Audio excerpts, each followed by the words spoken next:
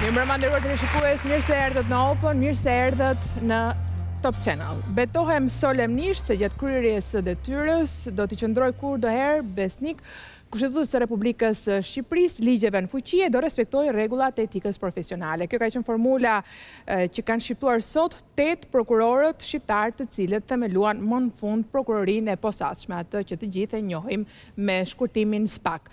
Pritshmëritë për këtë institucion janë shumë të mëdha, duke konsideruar atë një nga hallkat kyç të reformës së drejtësi.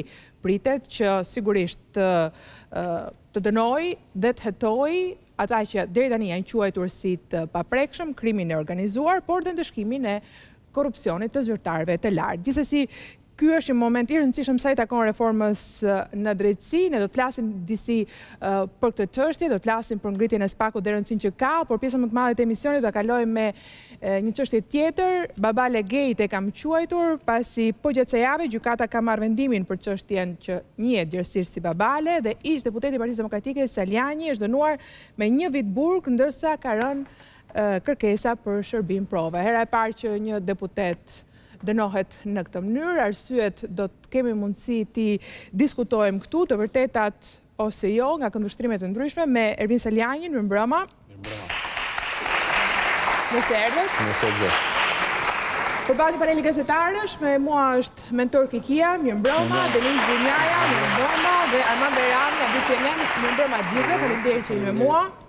Kemi nga Kosova në lidhje të drejt për drejt avokatin Tom Gashi, avokati i cili ka mbrojtur sidomos për pjesën e azilimit, Albert Veliun, i njohur si Babalen. Kemi zhvilluar së bashku në atë kohë edhe një intervistë së bashku, gjithashtu edhe me klientin e tij. Mirëmbrëma, avokat. Përshëndetje, faleminderit për ftesë. Faleminderit për kontributin që do të jepni në Open. Në lidhje Skype kemi si gjithmonë Krishnik Spajhiun, juristin e njohur dhe gjithashtu edhe ish kreun e Aleancës Kuqezi. Mirëmbrëma. Mirëmbrëma, zonja. Faleminderit që jeni me mua të gjithë për të folur për temat që anonçova, por në fillim fare kemi një çështje tjetër, po aq të rëndësishme sa të gjitha këto, paktën është një çështje që në një farë mënyrë na prek të gjithëve. Së fundmi rreth orës 17 patëm një tjetër tronditje tërmeti, jo indiferente, ka qenë diku ke 4.3 shkallë të magnitudës. Pati një lloj paniku dhe një lloj frike, u duk sikur u rikthye edhe një herë ai tension që këto pas lëkundje kanë shkaktuar tek njerëzit. Unë dua të lidhem drejt për drejt me sismologun Edmond Dushi, është me ne atje gazetari Andi Bora, për të marrë disa sqarime më shumë. Andi, mirëmbrëma. Mirëmbrëma jeni. Do donim të dinim çfarë konsiderohet nga specialistët ky tërmet, a është në atë vazh, a duhet të shqetësohemi apo jo, sa tërmete të konsiderueshëm, por jo vetëm kanë ndodhur që nga nata e famshme e 26 nëntorit. Linja për ty. Ne këtu ndodhemi me zotin Dushi, si shtatë edhe ju. Zoti Dushi, Eni Vasili nga studio pyet. Tërmeti që ra rreth orës sot pasdite, pra, është shqetësues? Natyrisht për ne që monitorim situatën nuk përbën një shqetësim.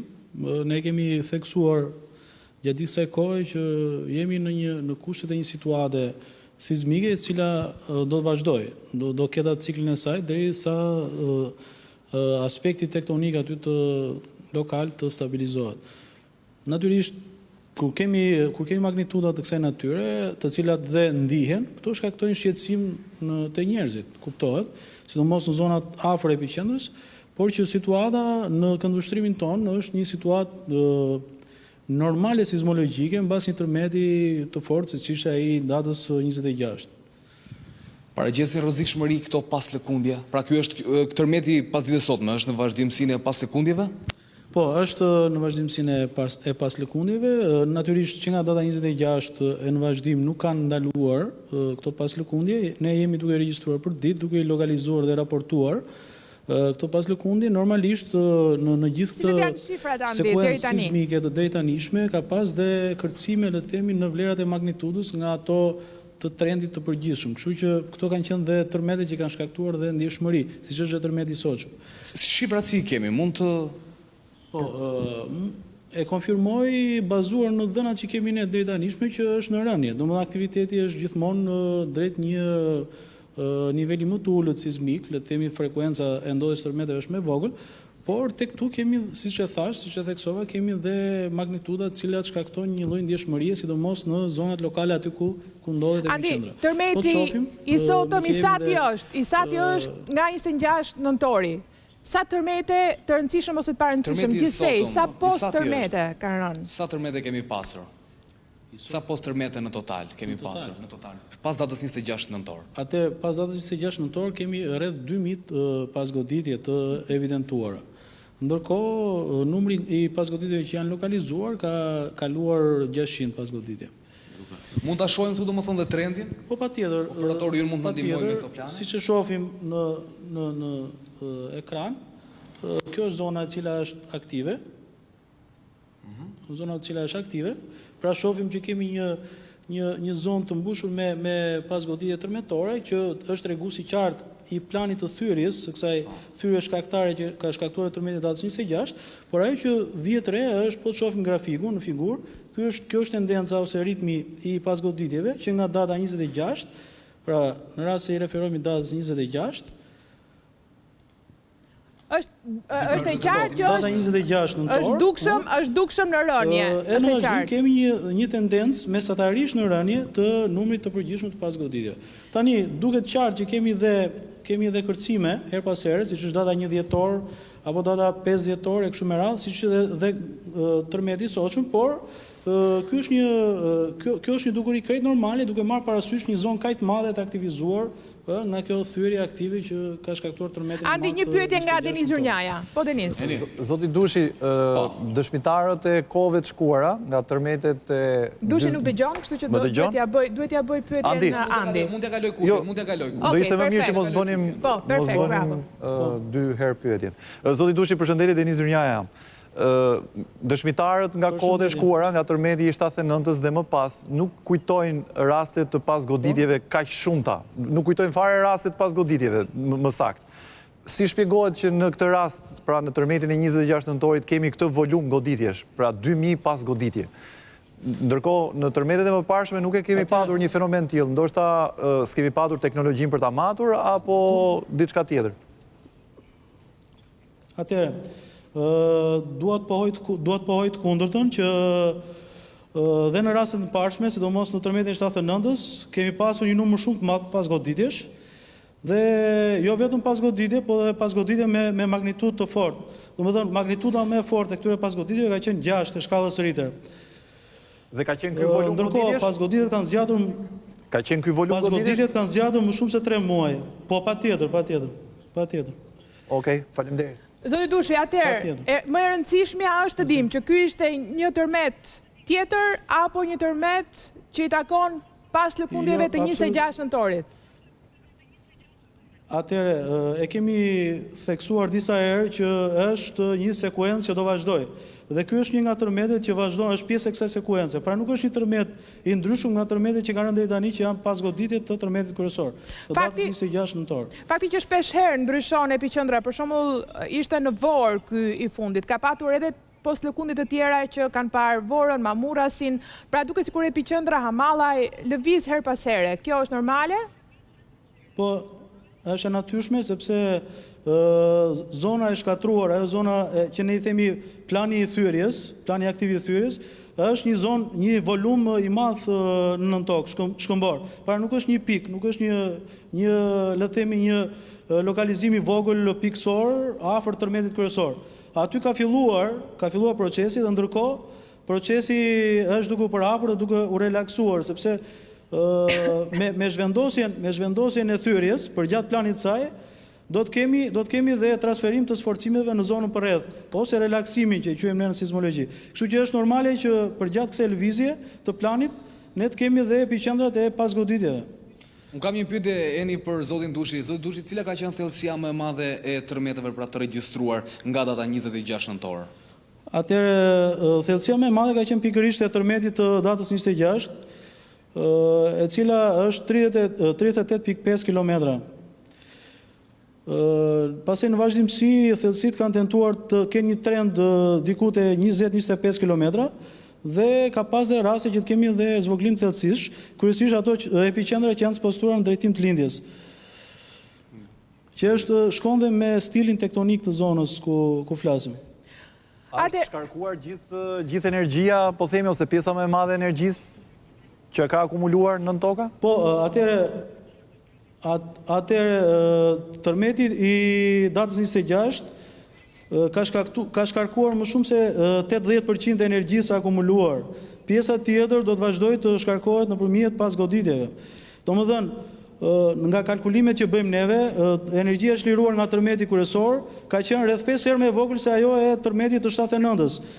Praj, ne gjykojmë që në bazë të këtyre vlerave të jetë çliruar pjesa dërmuese e energjisë me goditjen kryesore.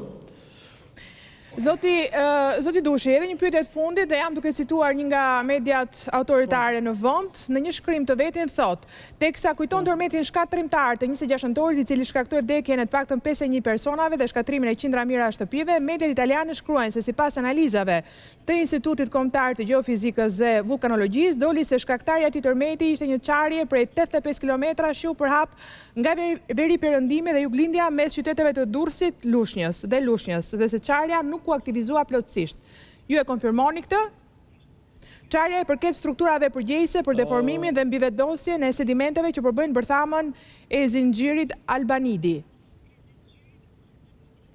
Okej, tani unë mund të konfirmoj një gjë që ky tërmet është shkaktuar nga një thyrje tektonike me shtrije veri perëndimore që ndodhet në këtë zonë. Jemi duke monitoruar nga afër në bashkëpunim dhe me Institutin e Potsdamit, Institutin Gjerman Potsdamit, kemi instaluar aktualisht bashkë me ta një numër prej 30 stacionesh për të konfirmuar gjeometrinë e kësaj thyrje tektonike, thellësinë e shtrijes së saj dhe modelin që ka qenë shkaktar për gjenerimin e tërmetit kryesor dhe këtyre pasgoditjeve.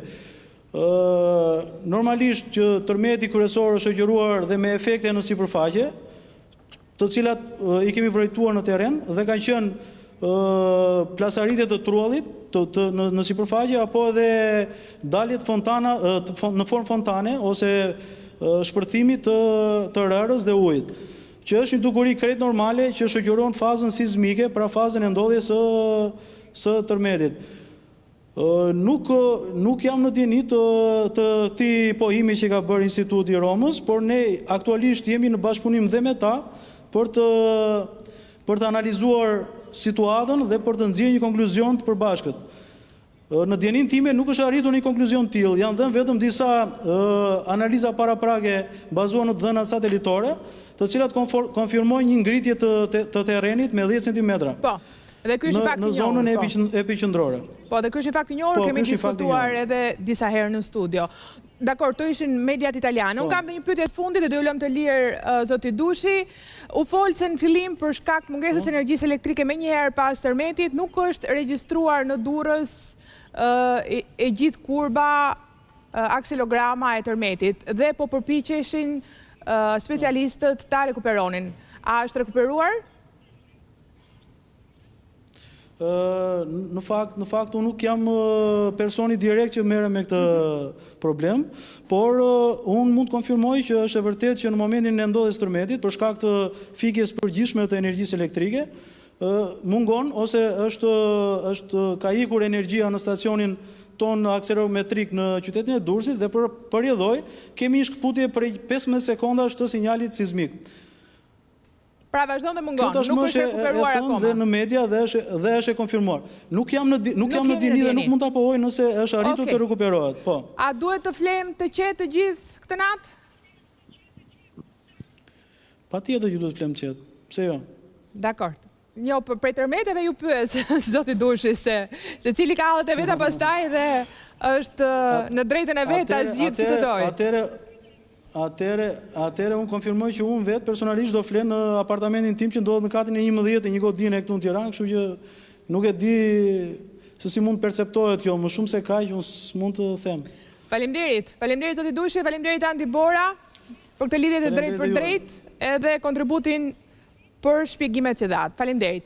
Dakor, i rikthehemi çështjes për cilën jemi mbledhur. Së pari do të flasim shumë shkurt për SPAK, një institucion që si thash unë kryet sot, u bën betimet e 8 personave të caktuar për këtë institucion që ka pritshmëri. Të ndjekim materialin e parë dhe të marrim nga një koment nga të pranishmit.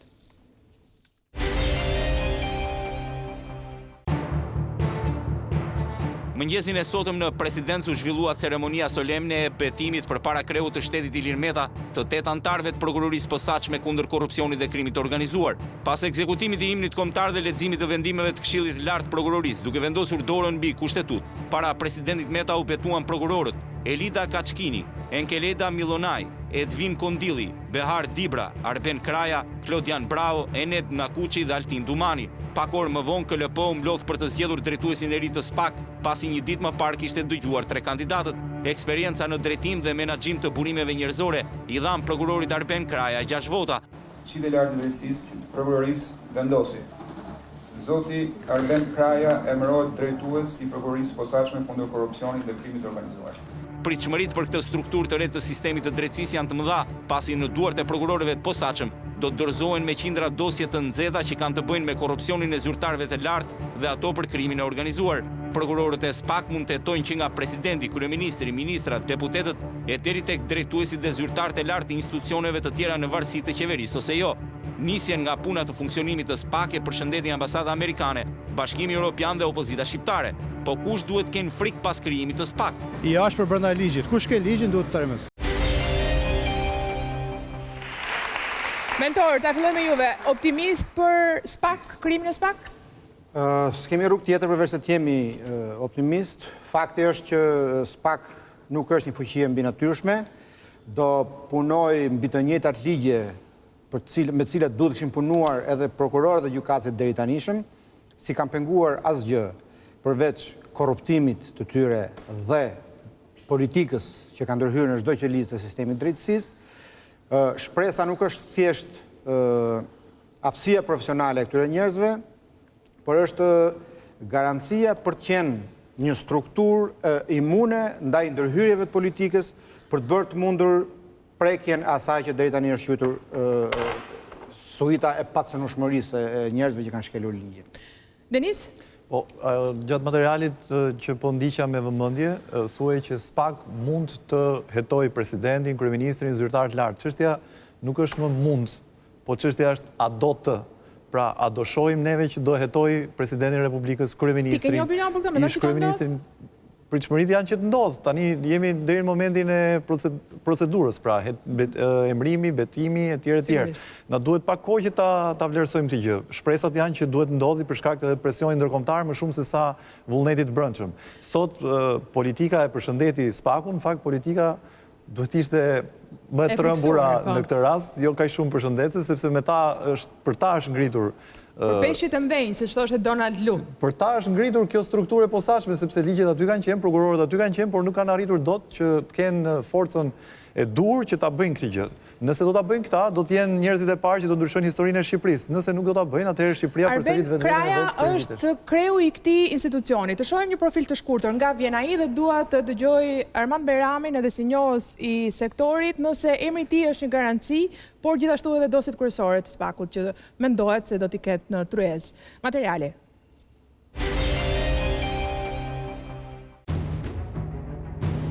Karriera e kreut të prokurorisë posaçme kundër korrupsionit dhe krimit të organizuar Arben Kraja ka nisur në dhjetor të vitit 1987 dhe deri në 1992 ka qenë hetues në Shkodër. Nga viti 1992 deri në shkurt 1993 ka punuar si jurist në degën e policisë financiare Shkodër. Mars 1993, janar 1995 ka ushtruar detyrën e hetuesit në drejtorinë e hetimit në prokurorinë e përgjithshme. Nga shkurti i vitit 95 deri në shtator të vitit 97, Kraja ka ushtruar detyrën e prokurorit në drejtorinë e hetimit në prokurorinë e përgjithshme, duke kryer hetime për raste të ndryshme. Shtator 97, shtator 2000 ka qenë zëvendës kryetari i parë i kontrollit të lartë të shtetit. Mëtej nga marsi 2001 deri në mars 2002 ka ushtruar detyrën e drejtorit të njësisë antikorrupsion në Këshillin e Ministrave. Arben Kraja ka patur në dorë çështje të bujshme si ajo e hetimit të Lulzim Bashës për aferën e rrugës Durrës-Kukës, kur Demokrati ishte ministri i transportit. Ai ka përfaqësuar akuzën edhe në çështjen e gjyqtares Majlinda Andrea, e cila u dënua me shërbim prove për marrjen e një rrëshfeti si dhe dosjen e Armando Prengës për incidentin e lagunës së Patokut. Kraja doli përpara komisionit pavarur të kualifikimit më 13 dhjetor të 2018 dhe pas hetimeve rezultoi se pasuria e tij ishte justifikuar dhe në përputhje me ligjin. Prokurori Arben Kraja rezultoi pastër edhe në kriterin e figurës.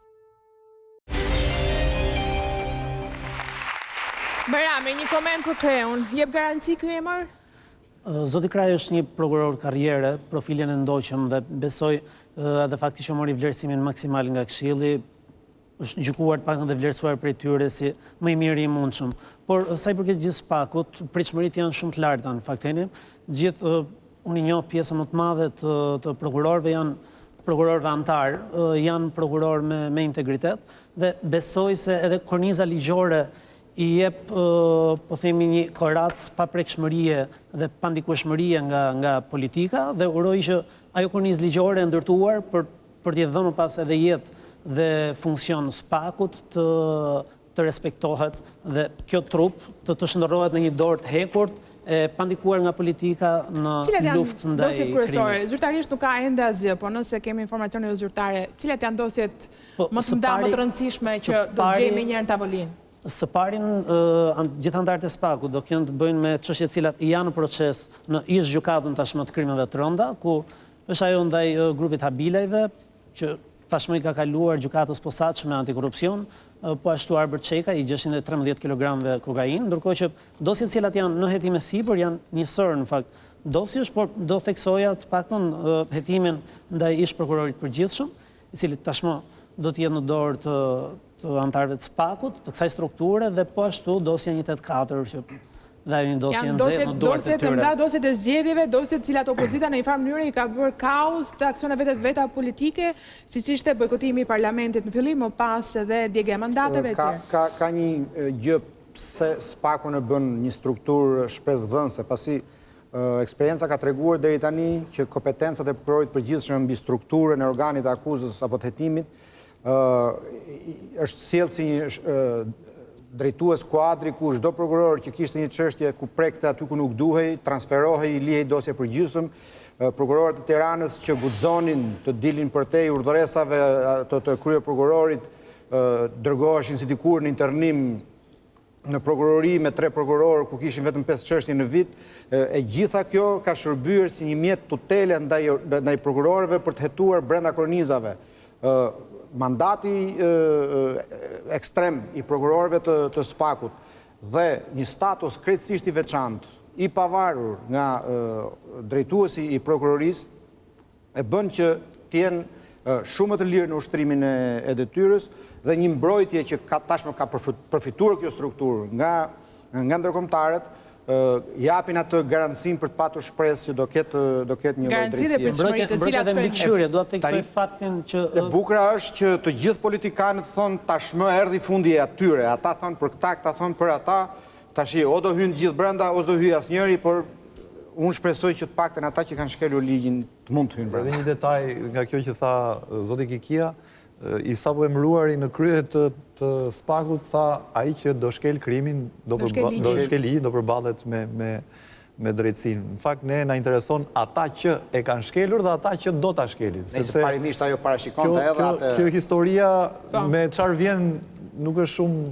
Okej, ta kujtojmë së bashku çfarë thoshte për peshqit e mëdhenj Donald Lu dhe vazhdojmë me një koment të ftuarve që kam në lidhje të drejt për drejt. Ka qenë ambasadori i parë, i cili ishte një nga ata që e bekoi, ta quajmë kështu, reformën e drejtësi bashkë me Blautin, e kërkuan, e mbështetën me shumë këmbgulje. Çfarë thoshte për peshqit e mëdhenj të cilët prej vitesh i kanë pritur edhe ndërkombëtarët?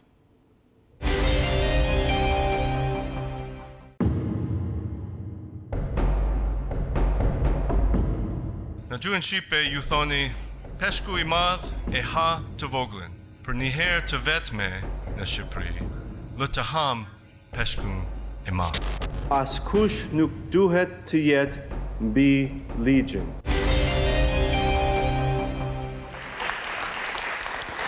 Spahiu, ka ardhur koha e peshqve të mëdhenj, dua opinionin tënd për juristi.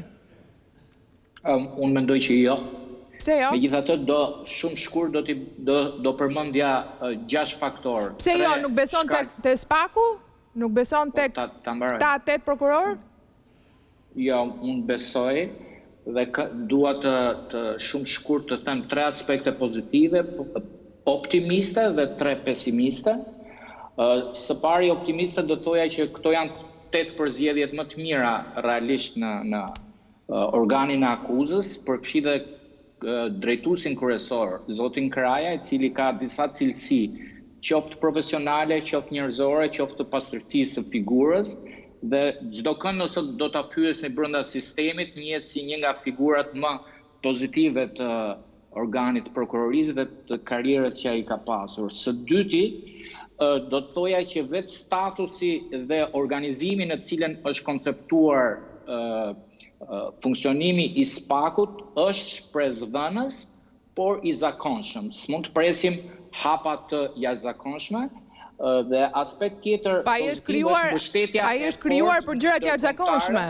Se për gjëra të zakonshme nuk është se nuk kishim gjykata ne, nuk kishim prokurorie, nuk kishim. Ta argumentojeni. Po, shkurt të lutem. Aspekti tretë pozitiv është mbështetja shumë e fortë ndërkombëtare dhe financiare dhe imuniteti që është krijuar kësaj trupe. Tre aspektet pesimiste që unë do të përmendja dhe ju lutem dëgjojeni me vëmendje sepse askush nuk i përmend. Së pari do të thoja që ka pasur 2 tentativa më parshme të faktorit ndërkombëtar për një organizëm të ngjashëm si ky. E para ka qenë Prokuroria e Krimeve të Rënda dhe njëkohësisht edhe njësia antikorrupsion, pra krimi ekonomik, ku ishte një njësi me ekspert nga Ministria e Financave, Policia, Pastrimi i Parave, Prokuroria, e cila u ndërtua me mbështetjen dhe financimin amerikan, projektin OPDAT, ku prokuror të FBI-s kanë asistuar këtë njësi prej shumë vitesh. Por rezultatet janë këto që janë. Gjithmonë edhe Prokuroria e Krimeve të Rënda dhe njësia antikorrupsion fillimisht kanë pasur suksese shumë të mira. Më pas ato kanë ardhur duke zbehur.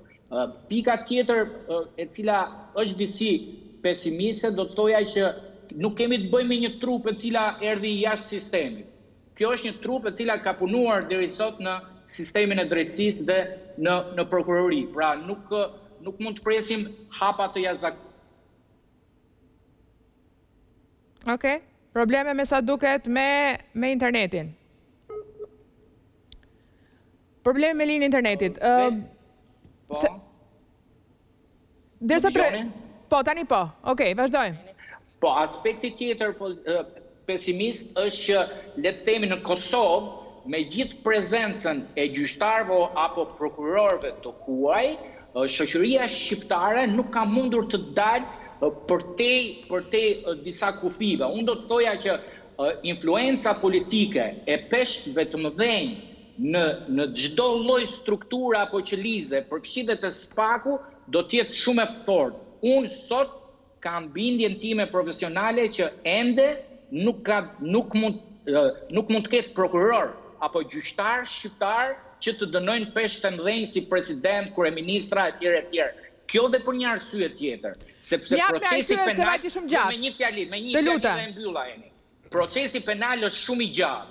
Procesi penal fillon nga policia dhe prokuroria dhe përfundon në gjykatën e lartë. Ajo që nuk beson është ndikimi politik do të mbaroj. 8 persona e kanë të pamundur që të mundet të ndryshojnë dhe të bëjnë çuditëra të jashtëzakonshme në një proces penal i cili mund të zgjasë 3 vjet. 8 persona kanë bërë një zgjedhje, e dinin shumë mirë se çfarë pritej prej tyre. Po flas Falcone me Borsellino në Itali, siç e bëni kryeprokurori rumune, edhe një person e bën Spahiu, edhe një person e bën, pa që nevoja 8.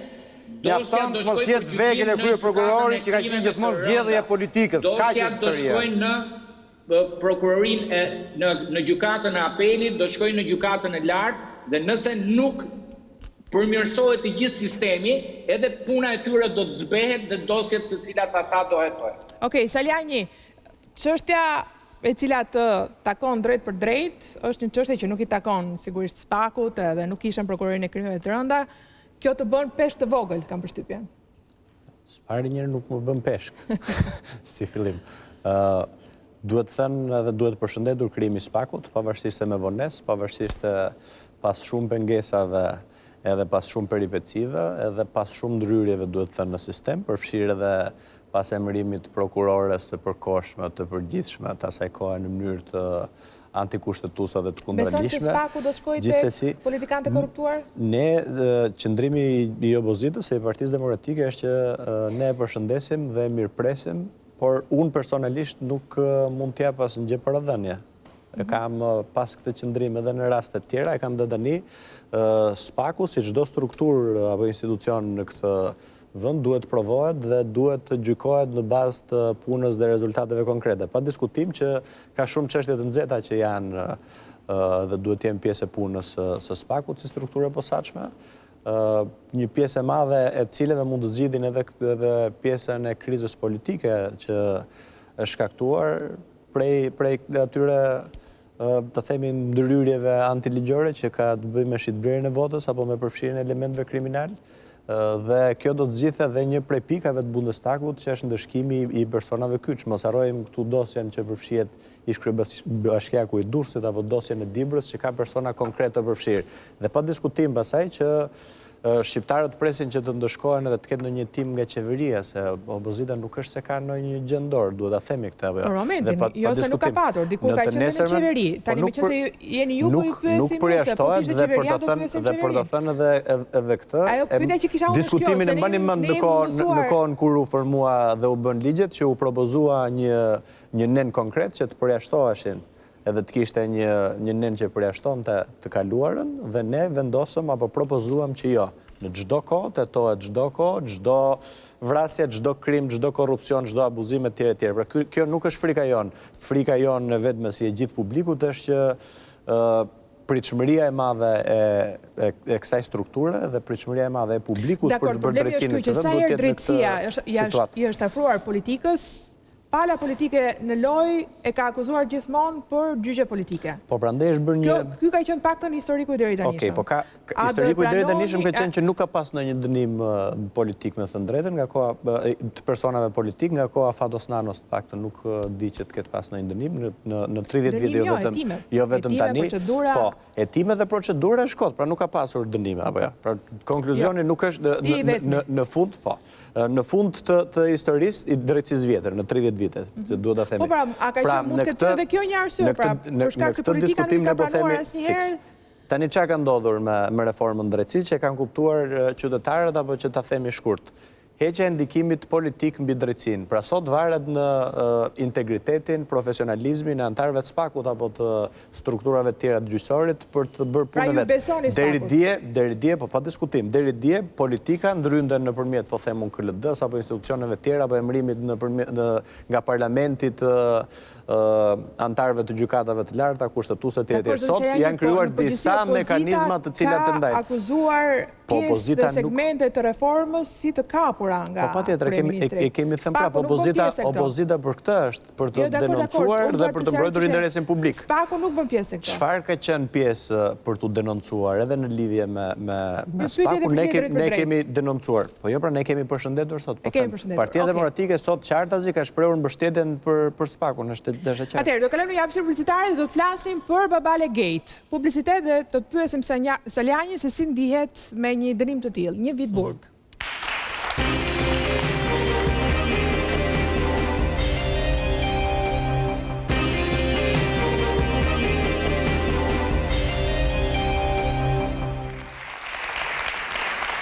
Rikthehemi tek tema kryesore e emisionit që është Babale Gate, pra ish-deputeti Partisë Demokratike Ervin Salianji dënohet nga gjykata me një vit burg. Në fakt është një rast i pazakontë atë kur gjykata jep dënim më shumë nga ç'kërkon prokuroria. Por le ta fillojmë aty ku duhet. Cili është historiku i kësaj çështje? Nga fillon, si nisi?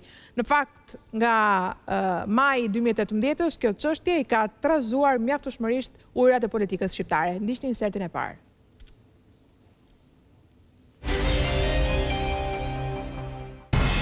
Në maj të vitit 2018, Partia Demokratike publikoi një audio përgjim ku pretendoi se ishte zëri vllai të ministrit të brendshëm Fatmir Xhafaj dhe që linde të kuptohej se Agron ose Geron Xhafaj ishte i përfshirë në trafikun e drogës. Audio përgjimi kishte në thelb bisedën mes dëshmitarit X ose Albert Veliut me një person i cili pretendoi se ishte vllai i ish-ministrit të brendshëm. Pas publikimit të audio përgjimit të pretenduar, prokuroria për krime të rënda regjistroi çështjen ndërsa nisi hetimet menjëherë për trafik ndërkombëtar lëndësh narkotike. Gjatë kësaj kohe vetë ish-ministri i brendshëm mohonte lidhjen e tij dhe akuzat e Partisë Demokratike. Audio përgjimi i servitur me pompozitet publikut është një sajes e plot. Është një mashtrim. Nga fillimi deri në fund. Është një manipulim dhe i bërë keq madje. nëse opozita nuk ka bërë vetë këtë, dhe sinqerisht nuk dua ta besoj që është ajo nxitësia dhe realizuesja e këtij akti skandaloz, ajo ka rënë viktime të tjera. Autenticiteti i audiopërgjimit u mor edhe nga qeveria për të bërë një ekspertizë, ndërsa vetë kryeministri foli për këtë çështje. Është një maskarat e mirëfillt destabilizuese. Nuk jemi absolutisht përpara as edhe një lloj prove komprometuese për ministrin e Brendshëm, por përpara një akti mashtrimi të opinionit publik dhe të atij ndërkombëtar me një material jo autentik. Në prokurorinë e krimeve të rënda hetuesit morën dhe një regjistrim të Agron ose Geron Xhafajt, i cili u paraqit në prokurori dhe më pas ju dorëzua autoriteteve italiane për të kryer dënimin e tij, ndërkohë që priteshin rezultatet zyrtare të ekspertimit audio të zërit të Agron Xhafajt. Në prokurorinë e krimeve të rënda u vetë ofrua një person me emrin Fredi Alizoti, i cili deklaronte para hetuesve se ai ishte personi që kishte aktruar në këtë përgjim rolin e Agron Xhafajt. Kjo provë ktheu përmbys të gjithë situatën e debatit politik dhe vërtetësinë e akuzave të bëra nga PD, sipas të cilave Agron Xhafaj drejtonte trafikun e drogës. Alizoti shkoi më tej duke thënë se Albert Veliu i kishte kërkuar të bëni një regjistrim bisede ku ai të hiqej sigurisht Agron Xhafaj dhe se në këmbim do të merrte një shumë prej 200.000 eurosh. Pas kësaj deklarate, timi mori një tjetër rrjedh, ndërsa prokuroria për krime të rënda pushoi çështjen e trafikut të drogës dhe ja kaloi kallëzimin e rrem për kompetencë prokurorisë së Tiranës. Pas kësaj dëshmie, Ish-deputeti Demokrat Salianji publikoi një video ku Fredi Alizoti deklaronte se për të dhënë dëshminë e tij në prokurori ishte sjellë në Tiranë nga drejtori i policisë së shtetit dhe ishte joshur. Por as kjo video nuk e bindi akuzën, e cila mori si të pandehur Ish-deputetin Salianji dhe gazetarin Jetmir Oldashi.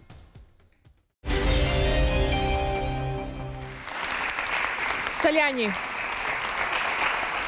ju keni thënë her pas here, unë e prisja, në fakt si thashtë dhe pazakont që gjykata t'japi një dënim me më tepër se që kërkon prokuroria. Po shkë nuk është se e prisja për shkak të vërtetësisë së faktet që ka çuar prokuroria, po e prisja për shkak të gjithë manipulimit që u bë dosjes për të ndjekur një linjë të arsyetimit logjik që e tha kryeministri 48 tetor pasi doli përgjimi, dhe për të ndjekur pak linjën e insertit, duhet thënë për publikun që mbase nuk ka qenë i vëmendshëm edhe me të drejtë, po edhe për mediat, që për 40 tetor me radhë nuk pati asnjë reagim as nga qeveria, as nga kryeministri, as nga vetë Agron Xhafaj që akuzoi. Jo lapsus, po për të thënë të vërtetë, nuk ka shkuar në prokurorinë e krimeve të rënda Agron Xhafaj për të depozituar zërin, po ka shkuar në prokurorinë e Tiranës pasi në një studio tjetër televizive, unë kam thënë që po pse nuk del vetë ky dhe të thotë me zë. Sepse qytetarët kanë pritur që kur akuzohesh për zërin të dalësh edhe të përgënjeshtrosh në media me zë, jo me shkres. Pra ti akuzohesh që zëri jot është duke kryer një veprimtari kriminale apo duke organizuar një trafik droge, ndërkohë që ai nuk ka dalë fare në publik me zë, ka bërë një shkresë që thotë që unë po iki të bëj burg, fiks ditën që kjo tregon plotësisht të vërtetën që nëse do të kishim ai do të dali publikisht, ja t'ja them unë se çfarë tregon. S'pari një 40 tetor janë përgatitur për një operacion PR-i apo jo? Jo, kjo tregon dhe maturin nga krau tjetër, se varet si interpreton. Jo, nuk tregon fare maturin. Kjo tregon frikë, sepse i gjithë diskutimi sot, po dalësh quhesh nxituar. Jo krau tjetër. Unë po them personi që është i akuzuar, por ti nëse akuzohesh për një krim sot, ti dele për gënjeshtron direkt apo jo? Apo do presësh 48 ditë. Po ja pra unë Partia Socialiste dhe qeveria nuk unë po them edhe zotëria në fjalë pra. Se ne kishim vllajën e ministrit të Brendshëm, kishim dhe ministrin e Brendshëm. Ky vetë duhet dilte. Ne e publikuam atë në orën 10, ai duhet dilte në orën 12, po them, 10:30. Që morën një gjë dhe pa e provuar që është autentike, dolët dhe bët fakt. Po jo, nuk është kështu. Jo vetëm që e kemi të provuar në mënyrë në 100 mënyra të ndryshme, dhe ligjore. Dhe do ta them tani. Po tani nëse më vjen një gazetar dhe thotë që un kam takuar këtë personazh, un kam këtë Po ti spekulant, kjo është përgjegjësia jote. Një parti opozitës, po pra, një parti opozitës kur merr një investigim që pasi ka takuar dhe ka bërë këtë bisedë me zë, që pretendoj në atë moment që është vllai i ministrit të Brendshëm, dhe kur shikon që në 3 zona, në 3 gjastë, në Nardë dhe në Vlorë, gazetari ka arritur të bëjë investigim, po diskutim që besohet. Po këto s'lidhin lidhen plotësisht, doni t'ju them un element tjetër. Kur shikon që personi që ka ai të rëndësishëm që është Albert Veliu në atë kohë, dëshmitar X që nxorëm ne, flet telefon dhe komunikon në telefonata me këtë personazhin që ishte Agron Xhafaj, me vlla, me komunikimet normalshme të shpeshta etj, pa diskutim që bëhet me besueshme, po kur shikon pasaj që kanë pasur dënim Babali apo Albert Veliu në Itali për shkak se ka qenë në një grup me Agron Xhafajn, pa diskutim që kjo bëhet edhe akoma me besueshme. Ne kemi intervistuar dhe kemi vetë edhe Babali, kështu që në këtë kuptim ne ishim, të lutem, ne kemi pas vetëm një gjë. Interesin publik për të denoncuar një, po themu, me detajet e çështës nuk dua të merrem më vonë, po unë dua të qëndroj ke dënimi për momentin dhe pastaj do t'i bëjmë disa pyetje Salianjit në lidhje me çështjen. Ke dënimi dhe ke çështja. Pavarësisht vendimit të gjykatës, ju vazhdoni të besoni plotësisht që zëri me atan telefonit është i Agron Xhafës, apo historia e inskenimit ishte vërtet dhe ju gjendët befas në mes të saj nga dy spekulant ordiner të cilët u nisën për gjah dhe përfunduan vetë në rjetë. Shumë pyetje e drejtë. S'pari njerë nuk ka qenë bisedë telefonike. Pra, qëllimisht prokuroria ngatron apo ka edhur në publik një tymnaj. Biseda telefonike është biseda e parë në të cilën gazetari dhe Babalja kërkon takim me, ose Babalja në pranit gazetarit kërkon takim me Agron Xhafajn për të shkuar në Vlorë. Dhe biseda është bërë në lokal. Tani, unë ju jap pafundësisht prova shkencore, jo vetëm unë, se nuk kam nevojë ta them unë, as gjykata nuk e thot dot këtë. Prokuroria nuk e di se si e thot. Kur akt ekspertimi britanik thot që zëri i publikuar nga Partia Demokratike është i ngjashëm me zërin Agron Xhafajt. Dhe nga ana tjetër, pyetja është shumë e qartë. Fredi Alizoti është... Na ikin detajet dhe ne në lojë intensivisht. Me të drejtë, po që t'ju përgjigjem një nga një. Tani ku është materiali bruto, se këtu lidhet logjika. Dje, par dje kur ka qenë gjyqi, se tani me ditët jemi bërë, nuk kuptohet për aktivitetit, ditën e gjyqit besoj keni qenë në seancën gjyqësore, kur avokati i gazetarit Jetmir Oldashi nxori sidin dhe proces verbalin, në të cilin kishte dorëzuar materialin bruto. Dhe prokurorët e pranuan aty që ne nuk e kemi materialin bruto sepse ka humbur te prokurori i krimeve të rënda. Dhe edhe në seancë gjyqësore u kam thënë, dhe në prokuroria u kam thënë, materialin bruto që ne disponojnë ja u japim në çdo moment. Nga ana tjetër ne kemi kërkuar, ne kemi pa diskutim, është bërë mbi material që ka kërkuar prokuroria që kemi çuar ne, qëllimisht.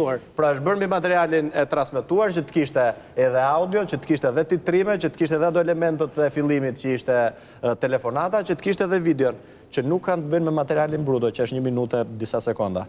Kështu që dhe djeja u kemi ofruar. Pra kjo është një tymnaj që për ne prokuroria e dini ju që nuk ka çuar zërin origjinal të depozituar në prokurori nga Agron Xhafaj. Ka çuar zërin që ka marrë avokati i Xhafajt, Ardian Visha, në burg vetë, pa ekspert kriminalistik, pa prokuror. Dhe dini ju, do në t'ju them dhe një element tjetër tani. Se keni bërë juve një kundër pa di kundër prokurorisë për manipulim provash. Po kushta që nuk e kemi bërë. Jeni keq informuar pra. Çfarë ndodh me këtë? Qartësisht, në momentin që ka dalë Alfred Alizoti, dhe në momentin që unë jam marrë personën e tim dhe kam marrë të gjithë dosjen e prokurorisë, dhe kam parë përgjimet e prokurorisë, ku drejtuesit e policisë i japin para këtij zotërisë Alizotit, ne kemi bërë kallëzim penal për prokurorët dhe për drejtuesit e policisë. Po çfarë ndodh me këtë kallëzim? Të dy prokurorët sot që të dini ju dhe ta di dhe publiku janë të shkarkuar nga vetingu.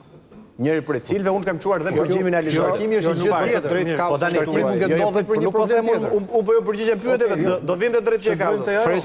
Së pari njëherë.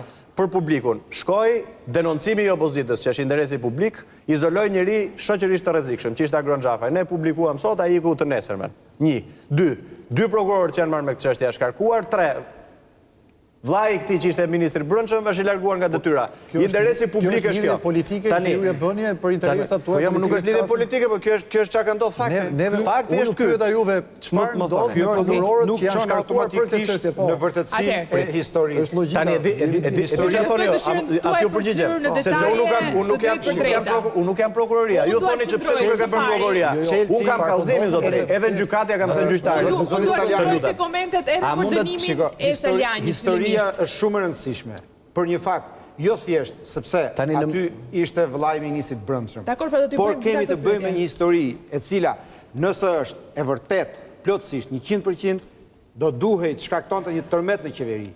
Nëse nuk është e vërtet, por është sajuar, do duhet shkaktonte një tërmet në opozitë, pasi është mënyra më shëmtuar i të bërit politik ku një parti politike në opozitë angazhohet deri në këtë shkallë inskenimi Prandaj është shumë rëndësishme të sqarohet. Dhe thënë këtë që thotë Nëse Fredi Alizoti ishte një batakçi i cili u fut në histori për të përfituar dhe kur nuk mori parat, ndroi pllakën dhe shkoi ti merrte parat ke policia. Mund të jenë vërteta të dyja, edhe premtimi përpara nga policia, edhe premtimi përpara nga opozita. Pyetja për Salianin cila është? A beson Pyetja akoma për atë Salianin çështje? është Fredi Alizoti çfarë roli ka patur në këtë histori duke qenë se jeni i brendshëm. Tani, për publikun se për gjykatën do vazhdoj prapë edhe për t'ju përgjigjur edhe ju për t'u qartësuar. I quajtur Fredi Alizoti që sot është bërë personazh publik. Nuk ka asnjë kontakt me mua, asnjëherë në jetë, asnjëherë vetëm. As thirrje telefonike drejt numrit tim, as kontakt personal, as njohje, asnjëherë. E kam njohur, po më mirë, apo më pyet për rolin. Okej, ky personazh mbi të cilin është ndërtuar gjithë akuza e prokurorisë, pa marrë parasysh, ka marrë vetëm dëshminë e këtij parasysh prokuroria, nuk ka marrë parasysh as dëshminë e prokurorit krimeve të rënda të asaj kohe Hajdar Matajt. Pra është mi besueshëm Alizoti se prokurori krimeve të rënda, mi besueshëm se Babalja, mi besueshëm se gazetari. Tani doni t'ju them unë një fakt sot që mbase ka kaluar për ta vërtetuar këtë, se kjo nuk do të thotë asgjë, thoni ju. Okej, dëshmia e prokurorisë, pretenca, është kjo këtu, besoj e keni marrë. Në pretencën e prokurorisë thuhet që Fredi Alizoti e ka bërë regjistrimin në janar, në 15 janar. Dhe fiks pas kësaj, thot pretenca e prokurorisë, ka ardhur në Tiranë dhe ja ka dorëzuar Ervin Salianjit së bashku me Albert Veliun. Pra kjo është akuza e prokurorisë. Unë e kam thënë gjyq, po e them edhe këtu, se gjykatësi kishte marrë vendimin para.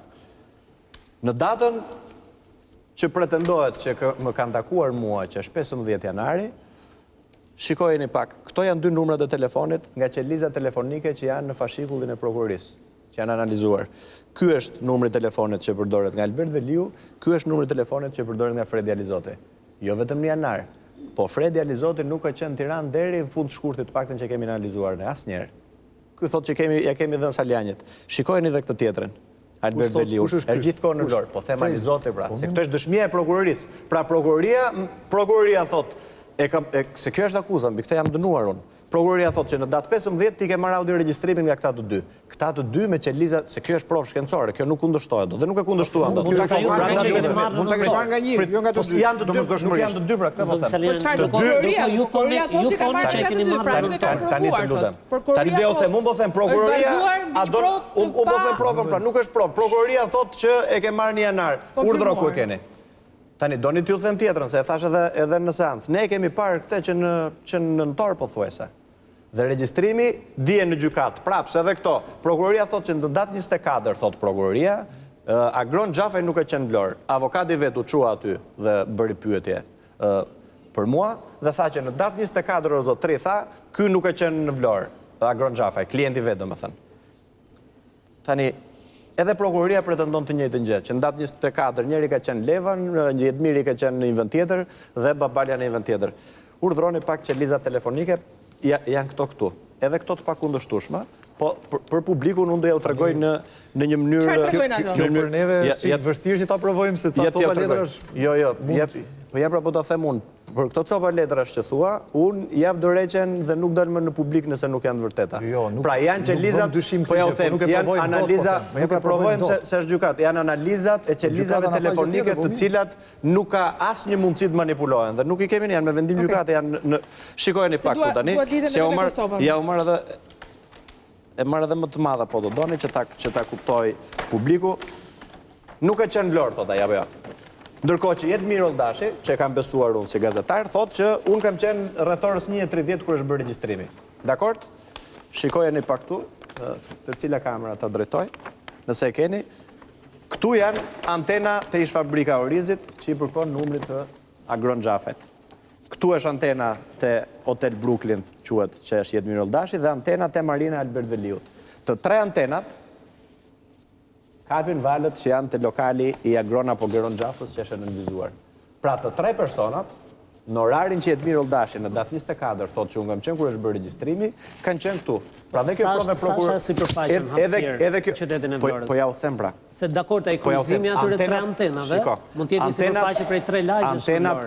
Antenat telefonike të 3 personave, që kanë 3 numra të 3 kompani të ndryshme, e përfshin lokalin Agronxhafës. Dhe kjo përputhet dhe me dëshminë e Jetmir Oldashit që thotë që kam qenë në Këtor. E dini çka ka bërë prokuroria? Pse thotë që nuk ka qenë në Vlorë? Jo, prokuroria thotë ata kanë qenë në Vlorë, por nuk faktohet që janë takuar. Jo, shiko si thot prokuroria. Prokuroria thot nuk e qenë në Vlorë dhe nuk e ka marrë analizën e tabulateve në Këtor që kemi marrë ne. Pra këta janë nga ora 12 po them unë deri në 13:45.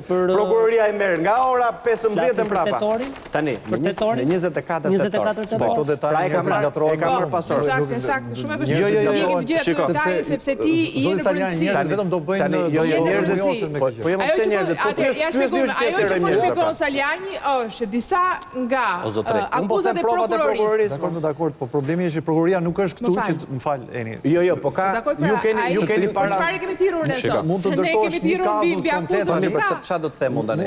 U po të them një gjë që merr ja ku e ke pretencën e prokurorisë dhe shikon mbi cilat prova jam dënuar dhe unë po të rozoj provat me fakte shkencore.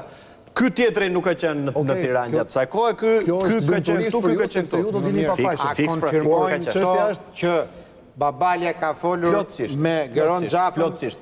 Tabulatet e pranon ka bërë këtë bisedë. E pranon dhe prokuroria që kanë qenë në të njëjtën datë, kanë folur, por prokuroria thotë nuk provojnë që ju e të mbani takuar. mend, sidomos gazetarët e kronikës, se ne Albert Veliun apo Babalen e kemi prezantuar si dëshmitar X për shkak të këtij presionit të madh.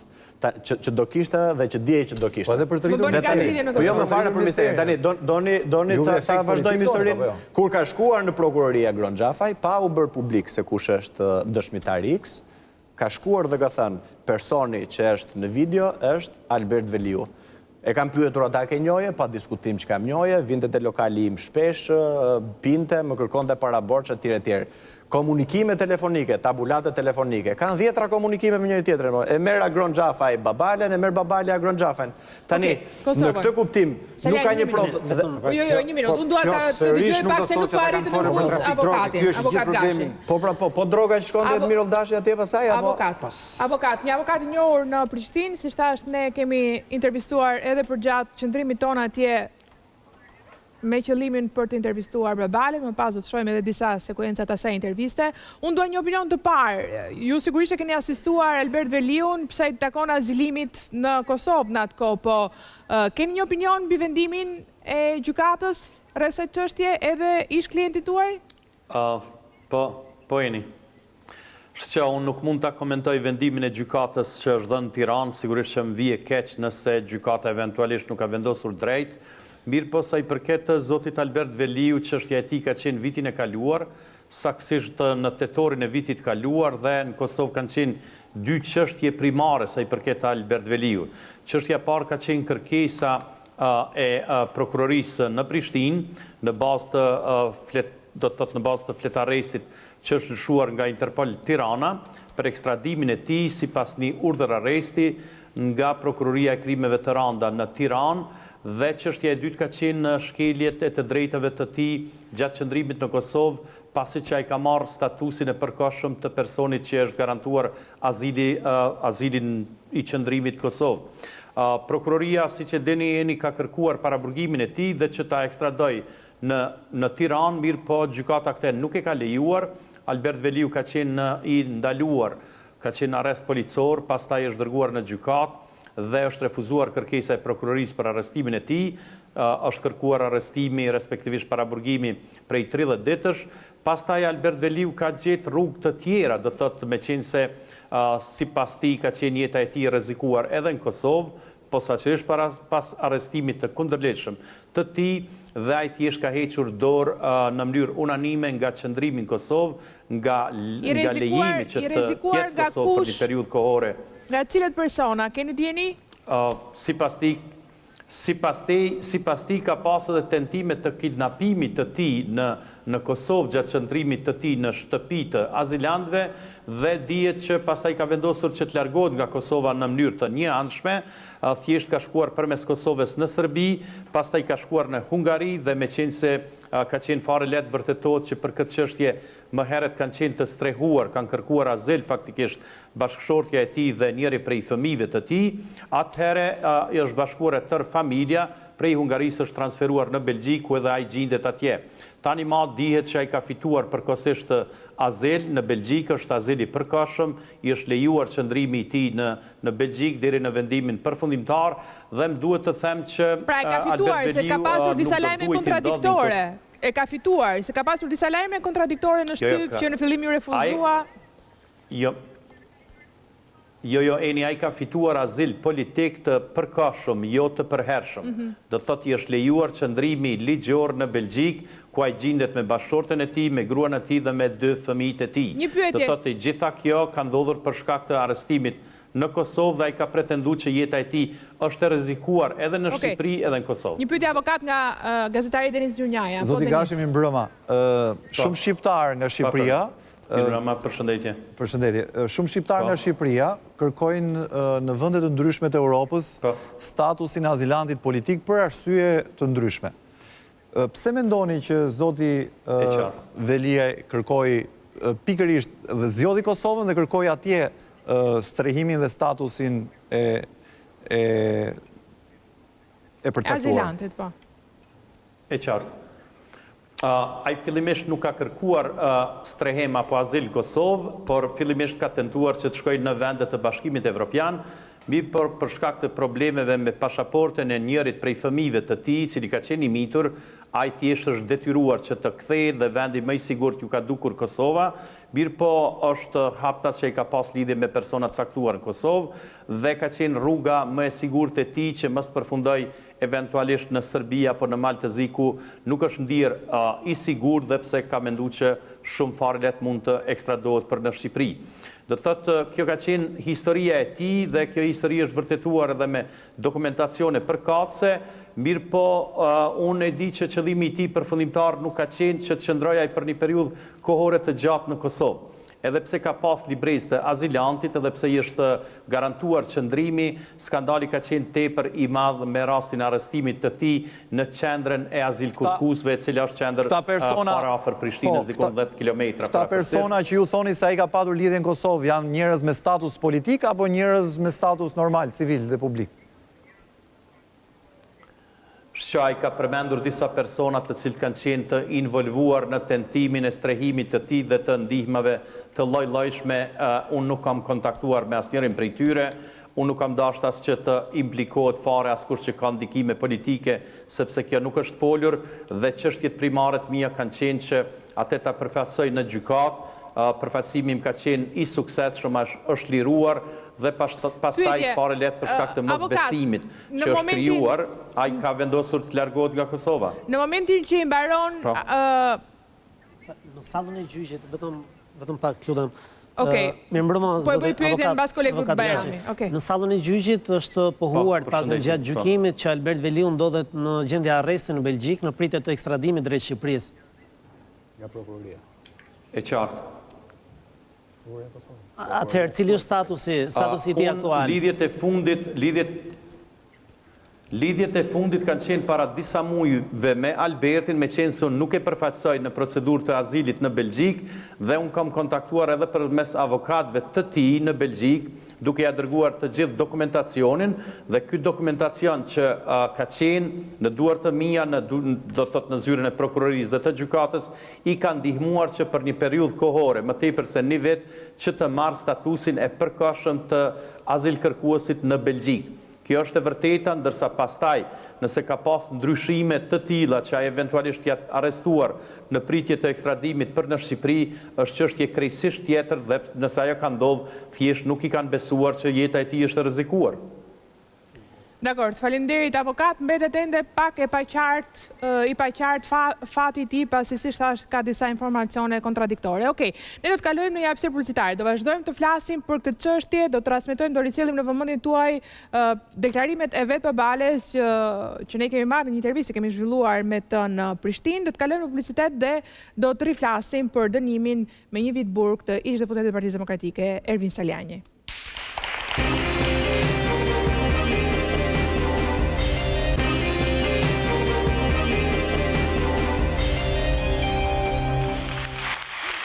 Rikthehemi, po flasim sërish për çështjen Babale, një çështje që e ka parë në protagonizëm Ervin Salianjin dhe që i ka kushtuar deri tani një vit burg. Mendon që do ta bësh të vit burg një herë përpara se të vazhdojmë, se kjo është një pyetje që e shoh nga teleshikuesit edhe në rrjetet tona sociale. Spari njerë ka një procedurë. Mendon që do të bësh? Ka një procedurë, po nuk është me mendim kjo më. Mendon se çfarë pyetje është? Vetëm me qefas njëri atje për të unë besoj, po pa diskutim, unë besoj plotësisht që i kam kryer një shërbim të madh publikut.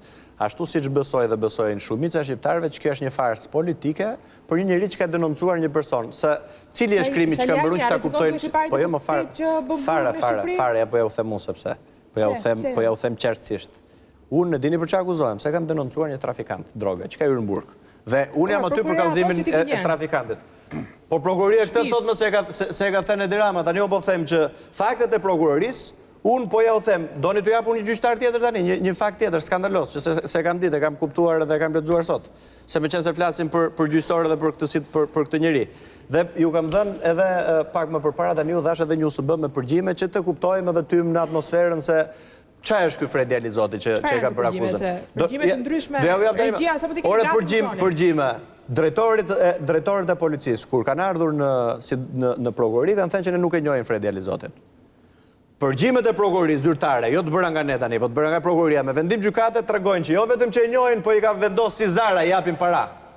Dhe nga ana tjetër, di cili është gjyqtari që ka dhënë vendimin, se qytetarët, ky është një gjyq publik, se gjyqin aty do ta bëjmë në përskuta ku e kanë futur. Këta do ta fitojnë. E di cili është gjyqtari. Unë jam njeri, nuk kam pas asnjëherë pushtet. Kam denoncuar me emër, me mbiemër, pa bërë kompromis, si dhe në këtë rast. Edhe ka risk të madh kjo, do t'ja u tregoj tani se çfarë risku ka. Shumë persona, po ja u them unë, ka risk kaq të madh për shembull se gjyqtari i apelit sot i Alaudin Malaj, me qenë se më ra në dorë kjo shkresa, i bën kërkesë Këshillit Lartë Gjyqësor, prokurores përgjithshme, presidentit, shërbimit informativ etj.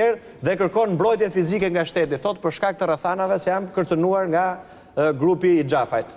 Dhe gjyqtari do t'ja u lexoj shprehimisht. Përmend edhe rastin konkret, se nuk janë budallë njerëzit, që ta kuptoni. Do ja u lexoj shprehimisht edhe do t'ja u jap. Po lexoj shprehjen apo pjesën që ka të bëjë edhe me pse i intereson për rastin e Babales apo Alizotit.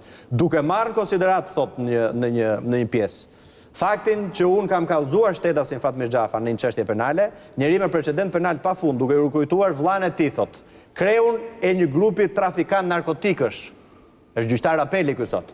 Publikimin e fakteve të rreme që bën Xhafaj, urdhëroj që mos duket sikur nuk e lexoj tamam, në çështjen penale Alizoti, në bashkëpunim me shtetasin Art Veliu, që është drejtori i përgjithshëm i policisë, dhe persona të tjerë të policisë shtetit, me vrasjen e shoferit Tin Gardën e Republikës dhe mos ndryrja e organeve ligjzbatuese për gjetur shkakun e vetvrasjes, si dhe faktet cilat më kanë ndodhur mua dhe familjes time nga ana e policisë së shtetit, që janë kallëzimi i shtetasit, kshu etj. Ky thot një sër masash, po ja u le këtu, që mos zgjatem, në të cilat kërkon mbrojtje për e ka këtu pra këtë të gjitha që në fillim, urdhroni në fillim të kësaj, e lexuat, pra ka ti mund ta marrësh kohën e mjaftueshme për sqaruar një gjë që nuk është e lehtë kjo që po thonë, kështu që mos keni pse nxitoni ti jetën e letrat.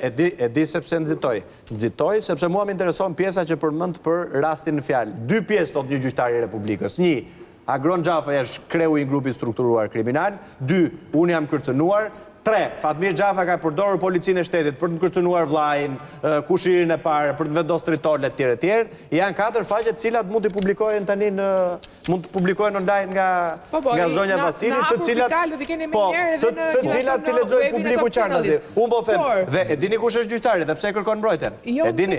Pra gjyqtari Malaj, ja po ja u them, gjyqtari Malaj ka qenë një prej gjyqtarëve që ka vendosur apo ka kërkuar që Jedmir Oldashi, kur ka qenë masa sigurisë, të lihet i lirë. Dhe ky tani kërkon mbrojtje. Dhe ju thoni që ti që ke denoncuar unë, që nuk kam as mbrojtje, as pushtet, as nuk kam qenë ndonjëherë në qeveri, as nuk kam pasur mundësi për korrupsion, as për të bërë krim, se kam denoncuar këtë trafikantin unë që kërcënon gjithë dynjan, pas kam bërë krim, po jo, do ta bëjnë qinteron, siç ka myrë në mes parcelave, siç ka marrë përsipër rrisje shumë më të mëdha se sa ky. Tani, ky zotria është ky njeri që njeh gjithë dynjaja. Dhe ikën ditën që ne publikojmë audio përgjimin. Dhe nuk del me zë të thotoreja mund ky njeriu që publikohet në video nuk është ai, sepse është ky zëri këtu. Dhe nga ana tjetër, Ali Zoti, dhe ja u dhash përgjimet nëse mundeni, që ti dëgjojmë të gjithë edhe t'ja u qartësoj publikut, merë para nga policia e shtetit, është rekrutuar nga policia e shtetit, pasi ka dalë përgjimi. Keni fjalë për Fredi Ali Zotin? Po, ma Fredi Ali Zotin. E dini ju që Fredi Ali Zoti, që pretendon që unë ju kam premtuar 200.000 euro, nuk ka një thirrje në Retbeje, ka një 30 me taulan ballë, për shembull. Që është kryetari i grupit Partisë Socialiste. Pse e ka ai thirrjet me atë? Çfarë lidhje ka me atë? Tani, po, edhe tjetrën që lidhet me gjyqin. Drejtuesit e policisë, drejtori i policisë Fierit dhe nëndrejtori i policisë Fierit asaj kohe, sot njëri drejtori në Elbasan, tjetri drejtori në Fier, e di çka kanë thënë apo jo? Para prokurorit kanë thënë ne nuk kemi takuar asnjë ditë këtë përveç datës 1. Nga ana tjetër e kanë telefonuar, e kanë takuar, i ka dhënë para me 10 herë. Është fakt ky apo jo? Se këtej kemi çuar në prokurorinë në kallëzim që thatë pak përpara. Nga ana tjetër, doni t'ju them gjë tjetër? Doni t'ju them gjë tjetër se e keni në përgjim zyrtar me vendim gjykate nga prokuroria, ku i thot në orën 12:28 të darkës. Po pra përgjim, do i marrësh, Jo, do i marrësh, jo. E keni ndyrë drejt për te, ja u kam thënë tani. Qartazi, po vi po të sjell lek. Bravo, e kuptove, thot ai. Po do sjell lek, thot ai, se jam në ngjarje në Ballsh. Lek. Qartazi, gënjen. Tani, të gjitha këto prova që janë të pakontestueshme tregojnë që Fredi Ali Zoti është shpikur në këtë histori. Zotërinj. Po mirë, prokurori ai kishte në dorë këto përgjime. Prokurori i kishte në dorë, nuk i ka marrë parasysh. Doni t'ju them edhe një fakt tjetër? Ja u kam lënë edhe këtu në përgjime se janë kaq shumë përgjime për çdo pyetje që keni ju. Doni t'ju them tjetrën. Si do t'i zgjedhni? Sepse unë prandaj kam marrë me provat e prokurorisë. Albert Veliu apo Babalja në një komunikim me Fredi Ali Zotin, të drejt për drejt, kur ky i thotë që më kanë thërritur dhe mua në prokurori, i thot, po ç'pun ke ti me këtë histori e zotëri? Po ti për çfarë përfshihesh? Ku je i përfshirë ti këtu? Çfarë thot Babalja për Fredi Ali Zotin ne e kemi pyetur. Po themi që mos ta zem se nuk besohet kjo në intervistë dëshmi e këtij. Po përgjimi Babalja për Fredi Ali Zotin dhe në fakt cila është arsyeja sepse ai gjendet në këtë situatë, shpjegon vetë. Ti bëjmë gati përgjimet deri në atë kohë që ti shpjegoj edhe ti jemi qartë. A i keni premtuar para Fredi Ali Zotit që a i të luaj rolin e Agron Gjapaj? As bet loth, janë gjitha gënjeshte, janë manipulime gjitha. Se ka përgjime prokuroria? Letë ka përgjime, janë të gjitha gënjeshtra. Vetë se unë i kam thënë, për mbëtjen time të jo mash 1.000 lek. Si thonë, 1.000 euro të ja vlaj për ndihmo familje, se ka ishe familje pa buk, ka 2 plek në shtëpi, që ka të sëmorë. Po do dhe verifikojni. Jo se kam bërën, këtu janë gjitha e fjallë manipulime nga dikush tjetër që e ka punë në valle. Atëherë, përse do gënjente Fredi Ali Zoti dhe do shfaqej këtë papritur në një moment caktuar të thotë që ai zë është i imi, nuk është i Agron Gjapaj. Fredi Ali Zotit, që ju të bindeni, merrni jepet 2 bira dhe do dëgjoni shumë gjëra. Është njëri që është dërguar, është alkoolist. Ai thotë që ju i kishit premtuar, ju Albert Veliu i keni premtuar atë 100.000 euro. Nga 200.000 euro që secili do ndante. Unë në jetë time me lek mua s'ka bërë njëri, vajta 51 vjeç, dhe së më blem burrën e me lek. Unë kisha një histori të vjetër me X-in, më kisha dyrime për burgun që bëra, më ktheu kurizin, më da fëmijë të rrugëve, dhe ktheva monedhën. S'ka fare lidhje këtu as një lloj politike, çfarë dëgjoj, as Soldash, as Alian, as Rama, as me Xhafën s'kam gjë, unë e kam gjithë me atë.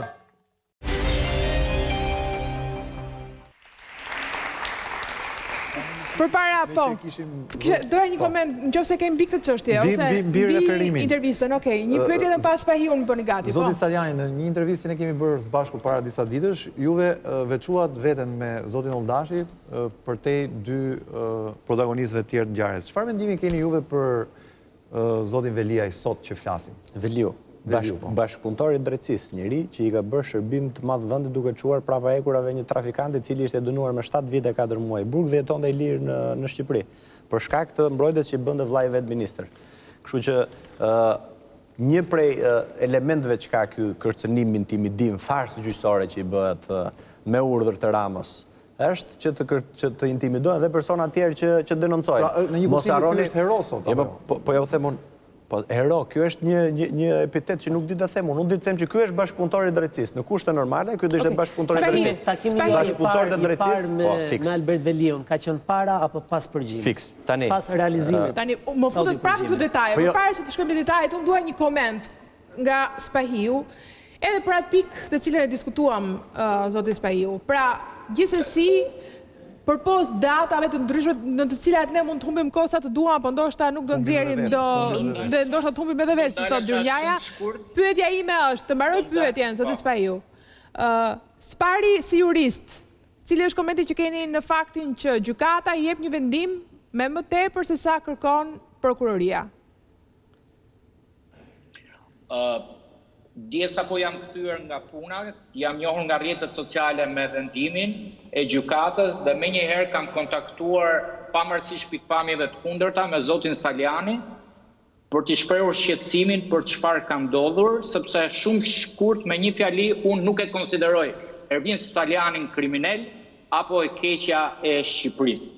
Por juridikisht do të thoja që... Nëse ka shpifur zoti Saliani dhe ka inskenuar këtë gjë, çështje e tjerë se si e quajnë, problemi është dhe si jurist do doja të ndaja masën e dënimit nga deklarimi fajtor. Dhe ashtu si që më shtes Salianin, do të aftoja zotin Saliani që të dëgjoj shumë shkurt në 60 sekonda 3 pika të dobta që disfavorizojnë atë në këtë çështje. Së pari, do të thoja që e gjithë çështja babale tregon se sa politika jonë është banale. Dhe në këtë çështje, në aspektin juridik, zoti Saliani ka pasur të gjithë të drejtat si i pandehur në procesin penal ku të kërkoj në momentet caktuara kur është bërë ekspertimi i zërit dhe është njohur me akuzat që Fredi Alizoti ka bërë se ky ka imituar zërin e Agron Gjafajt, zoti Saliani mund të kërkonte sepse vetëm me një provë zgjidhet kjo çështje. Të shtohej në ekspertimin e zërit zoti ky i pandehuri Alizoti. As prokuroria, as gjykata nuk është futur për të krahasuar zërin. Nëse zëri del që është i Alizotit... Nuk pas keni informacion, zoti Spahiu, nuk pas keni informacion. Ta mbaroj të lutem, ma lër deri në fund dhe pastaj. Nëse do t'ishte ushtruar kjo e drejtë dhe prokuroria, do t'kishte bërë krahasimin e zërit të pandehurit Alizoti me zërin audio të kasetave që janë prezantuar, atëherë çështja do t'ishte e zgjidhur. Vim tek varianti i zotit përsëri i zotit Saliani, e marrim të mirëqen që zëri mund t'jetë i vllajt të Fatmir Xhafas Agron Xhafa. Në bazë të kodit procedurës penale, përveç mënyrës se si parashikohen provat në procedurën penale nga prokuroria dhe si merren ato, janë parashikuar dhe rruga, mjetet e kërkimit të provës. Dhe mjetet e kërkimit të provës në këtë rast, nëpërmjet marrjes një personi i cili ka inate dhe hakmarrje personale me Agron Xhafën, do e bënte nul dhe të pavlerë gjithë audiopërgjimin. Edhe sikur sot të dali që zëri është i Agron Xhafës, mënyra e marrjes provës dhe mjetet e kërkimit të provës janë të paligjshme.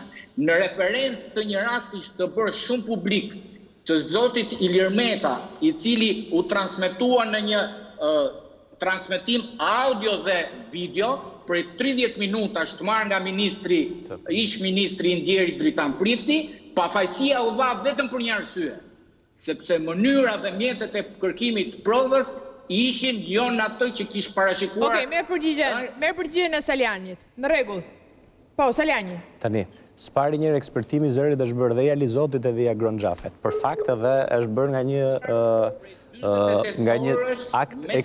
Një minutë të përgjigje Saliani, të lutem.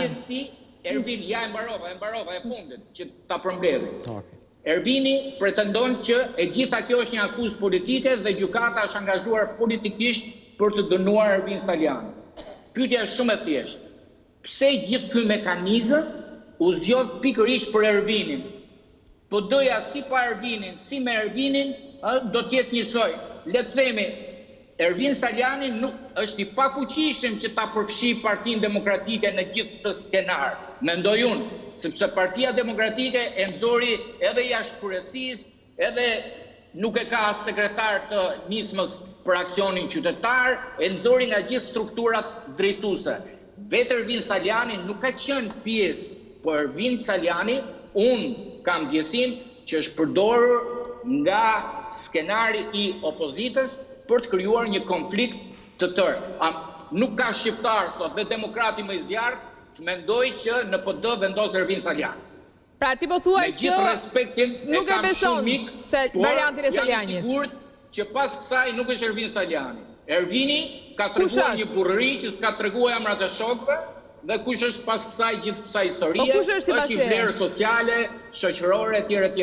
Por unë mendoj që ky është një skenar më I gjerë, është shumë banal dhe është e papranueshme që të merren disa kriminal, të përdoren nga opozita, disa njerëz banal si Babalja dhe të çohen për të bërë video përgjime qoftë edhe te vllai I ministrit, është krejt e papranueshme. Po sigur nesër të jetë ministri Ervin Saliani dhe të futen për gjus të gjenë ca kriminal të shkojnë vllait të Ervinit. E çfarë pastaj? Jo, dakor, po nëse po trafik droge vllai I Ervinit, jo më ta them unë, merret me të gota birr me dikë dhe të shprehet hapur në tavolinë. Do ne të them se çfarë do ndodh. Dhe si jurist them, dakor, nëse vllai I Ervinit është I pafajshëm është skandaloz I skenimi, nëse është I fajshëm, pastaj do ne të them unë, po tisha unë, po tish ja përgjigjet vet. Ta nis nga fundi, po tisha unë një situatë ngjashme. Gjëja e parë që do ishte arresti ati. Po tisha unë ministri brendshëm dhe të kishte një përgjigje të këtij lloji, gjëja e parë do ishte izolimi I atij. Kushdo, të gjithë barabart para ligjit. Sidomos kur ka të bëjë me situata të tilla, I pari për treguar shembulli do ishte ky. Tani t'ju them disa fakte, jo kështu. Ekspertimi I vllai e presupozon pa fajshëm. Unë po them që ai zotria ne po nis nga pika e dytë, që prove marrë në mënyrë jo procedurale. Ne nuk kemi prokurori. Ne na ka ardhur një investigim në të cilin shkohet në drogë, pasi shkohet edhe flitet për drogë dhe për kanabis në gjithë Vlorën. Mos harrojmë që ishte situata pas Abilajve, se kështu na thoshin e 4 vitene. Po Abilajt, po u dënua, a mund ta përfundoj pak vetëm përgjigjet kështu dhe pastaj se unë nuk po ju ndryj vetëm për të thënë disa të vërteta, jo mbi të pavërteta. Pastaj tjetër gjë. Kështu na thoshin edhe për Abilajt, u dënua Zagani një 2 vite 4 muaj burg apo jo. Po doli pastaj që 4 vite në Shqipëri nuk pati asnjë tim. E kapën italianët me antimafian. Njësoj edhe këtu. Ne thoshin për këtë, jo po keni prova, s'keni prova, ai shkoi te kanabisi. Dhe ne japim indicje prokurisë, prokuria të shkojë të bëjë time të plota për të çuar grupin e strukturuar kriminal. E dini ju sot që nuk është pushuar ende çështja për trafik droge për Geron Xhafën apo duhej ky vendim dhe prandaj ka zgjedh prokuroria këtë vendim dhe gjykata, që tani të pushohet çështja që mos ketë një dënim të ri për grupin e strukturuar kriminal, I cili e vazhdon aktivitetin e vet, siç e thot gjyqtari që kërcënohet këtu, dhe siç do keni prova për grupin e strukturuar në të ardhmen. Tani, ekspertimi I zërit tha zoti Spaiu, pa diskutim është bërë ekspertimi I zërit I Agron Xhafet, I Alizotit, nga prokuroria, nga një kompani specializuar britanike. Në Itali nuk e dim sepse nuk e ka lënë akt ekspertimi, prit. Dhe ka futur dhe njëri tjetër, një Agron Hyseni, që sot nuk e di, unë ja përmend emrin, por nuk e di pse ka hyrë aty, dhe di që ka fut shishi për të shpëtuar Agron Xhafën nga një përgjim tjetër, por Agron Hyseni është fut disa aktor, të provojmë kush e ka zërin më afër me Agron Xhafën. Akt ekspertimi britanik thot, zëri Agron Hysenit nuk është zëri që shfaqet në videon e publikuar nga Partia Demokratike. E përjashton në mënyrë të menjëhershme. Nga ana tjetër thot zëri I Agron Xhafet është I ngjashëm me zërin e publikuar në videon e publikuar nga PD-ja. Dhe po njësoj thot që është zëri I ngjashëm dhe Alizoti, po ne nuk e dim që kjo prokurori që ka bërë lëmsh gjithë dynjan, mund të ketë çuar zërin e Geronit apo të Agronit si zët Alizotit. Dhe prandaj ne kemi kërkuar sipas të drejtave procedurale që personi kryesor më për cilin bëhet fjalë që është ky Agron Xhafaj të vi vetë ose të shkojë prokuroria atij ose të bëhet me video dhe ta marrim zërin prapë nga fillimi të bëhet ekspertim zëri këtij. Materialin bruto e kemi, e tham edhe dije me proces verbal të dorëzuar, marrim dhe zërin e Geronit dhe të shikohet është apo nuk është. Po të heqim të gjitha këto tani se këto kanë të bëjnë me vërtetësinë e faktit. Po unë ku ju në këtë histori, se ja po I marrim të gjitha ne dhe po I kthejmë përmbys tani. Po unë ku hy këtu? Unë kam marrë një denoncim nga gazetari që më ka kontaktuar dhe prokuroria thot këtu që në datë 22 thot ka fol Ervin Salianji me këtë babalen dhe pasaj ka fol me Edmirin. Ndërkohë, dini cila është e vërteta? Që da them si është e vërteta e provuar me tabulate telefonike. Janë marrë, prokuroria ka analizuar nga shtatori tabulate telefonike deri në fund. Pavarësisht se dihet që unë kam miqësi me gazetarët edhe me Edmirin, nuk ka ndonjë komunikim me Edmirin deri në datën 18 tetor, që më komunikon dhe më ka shkruar 5 mesazhe, në të cilat më ka folur për rastin. Në datën 22, 4 ditë pasi ai më ka ardhur bashkë me Albert Veliun, Ka komunikimi parë thirrja yrse që më kërkoi numrin ai që ne i dham garanci që do publikohet, nëse nuk do publikohet në mediat që punonte gazetari. Pra ku hy unë këtu me disa njerëz që nuk i njoh kurrë, që si kam njohur kurrë, dhe pastaj e besoj shqiptarët tani apo ju e besoni që prokuroria thotë që ky ka marrë 100.000 euro dhe ka ikur, apo ka marrë 200.000 euro babalja, dhe unë jam i lirë, po t'ja kem dhënë këto. E kuptoni ju ç'a çmenduria kjo? Ç'a psikopatie? Këtë mund ta thoni ju, mund ta them unë që jam politik, mund ta thot kushdo. Po mund thot prokuroria.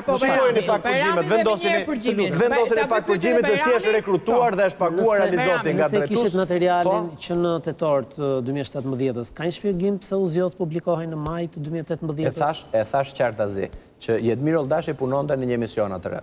Ka dhënë edhe dëshminë e vet Ylli Rakipi. Nga tetori në dhjetor ai është larguar nga ai emision. Për punët e vet është larguar nga emisioni dhe ka filluar në një emision tjetër. Ka filluar në shkurt në dijenin time të emisioni Iceberg. Dhe ai ka dashur që investigimin ta publikojë vet. Nuk ka mundur ta publikojë dot tek i pari, ka dashur ta publikojë tek i dyti dhe fakti që ka shkuar maj, që ka qenë periudha që është publikuar, ka qenë momenti kur ai nuk po gjente dot se ku ta publikonte. Dhe ne kemi thënë po, materialin e publikojmë ne. E ka publiku dhe vet ai tek portali vet, po që se e mbani mend, me logon mbrapa, por nuk e ka dhënë në media. Dhe ne jemi detyruar ta rimarrim ne në parti dhe ta publikojmë për të bërë publik për gjithë shqiptarët një investigim që nuk fliste vetëm për zërin, mos e kjo është pjesa parë. Fliste për pjesën tjetër ku aty bëj nami me drogën, me kanabisin. Dhe sot nuk kemi asnjë hetim nga prokuroria për trafikun e drogës. Jam në hetim unë që kam denoncuar që kushdo e kupton si do ta bëj unë organizimin dhe do ta krijoj unë provën e rreme me njerëz që nuk i njoh. Se unë nuk i njoh këta. Si i kam organizuar unë Babalen, Alizoti se kam takuar kur, Babalen se kam takuar kur. Prokuroria thotë që nuk e njeh, pra nuk edhe vet Alizoti ka thënë, prokuroria bën organizator. Po pra bën organizator, po dhe vet Alizoti në prokurori në dëshmi thotë që nuk e kam takuar apo nuk kam dëgjuar kur Salianji thotë sipas shka. Po pra, po se kam takuar asnjëherë apo jo, sipas dëshmive. Pra të më gjejnë një provë të vetme. Prandaj po them që është një farsë, s'ka këm shikojeni ju përgjimet se si është blerë ky Mund të ndodhur të bindit në kontakt nëpërmjet njerëzish të tjerë ose telefona, jo ata zyrtarët që kishin emrin e tyre apo emrin e personave të tjerë. Si ka mundësi të po nuk ndodh pra, se një njeriu që janë premtuar lek, po them unë, Alizotit, ky që është lum, që merr ta ulan ballën 30 herë për shembull, i kërkon lek drejtuesve të policisë dhe i vendos në shërbim. Ky do kursente të merrte mua në telefon, po të kishin premtuar lekën e 1.000 mund bënte thirrje ky mua. Çfarë pengonte? Kursente pra, po të ka marrë për nuk ka ndodhur një telefon tjetër, po them. Po nuk ka ndodhur pra se nuk është fare. Duke konsideruar të vërtet dhe fajtor Saliani për çfarë thuhet. Duhet në mënyrë absolute prokuroria të kishte marrë në konsiderat edhe përgjimet që tregojnë ofertën financiare të policisë. Ka qenë apo s'ka qenë orkestrues Fredi Alizoti, pra imitues i zërit të Agron Xhafës. Kjo është një tjetër histori. Fakti që në përgjime del që policia bashkëpunon me Alizotin, duke ofruar para, ky është komprometim. Dhe kjo nuk është e tolerueshme që të fshihet nga dosja, të mos konsiderohet Saliani nëse ka merituar të shkojë në burg, më fal, për pjesën humane, për pjesën politike, nëse e ke bërë përgjegjësia juaj. Por kjo gjë tjetër nuk mund të shmangej. Nëse një drejtor policie, një njeri që sot është në bankën e të akuzuarve, e merr në makinë, e transporton dhe në përgjime flitet për para, pak në përgjimet që janë bërë publike dhe kemi lexuar të gjithë, ai drejtor policie duhet të ishte minimumi me zotin Saliani në bankën e të akuzuarve. Ky ka dhënë 200.000 atij Babales, ky drejtori policisë i ka dhënë x 100.000 këtij Fredi Alizotit. Duhet ishin të dyja. Po, rasti nuk përjashton fajsin ose jo Saliani. Plotësisht, prandaj nuk është marrë. Ishin të dy. Atë u shpjegoj pak tani, ta them pak unë vetëm një ndryrje. Kryesorja që është kryesorja që çonte direkt në burg drejtuesin e policisë dhe Nushin dhe Markon. Një vepër penale. Është dëshmi e rreme para prokurorit. Kanë thënë, të lutem ta përfundoj. E di çka kanë thënë ata? Nuk e njohim, nuk e kemi takuar, kanë thënë në dëshmi dhe nuk kemi folur kurrë me Alizotin. Ndërkohë që kanë 10 telefonata dhe kanë bërë pagime. E dini se pse nuk janë marrë këta? Sepse nëse merreshin këta të pandehur, ndryshonte rrjedhimi, binte aktori, shkonte në burg Agron Xhafa, shkonin në burg drejtor të policisë. Kuptoni apo jo? Se nuk do kemë minuta. Publicitet dhe menjëherë fillojmë me përgjimin e parë që na solli në studio Salianji.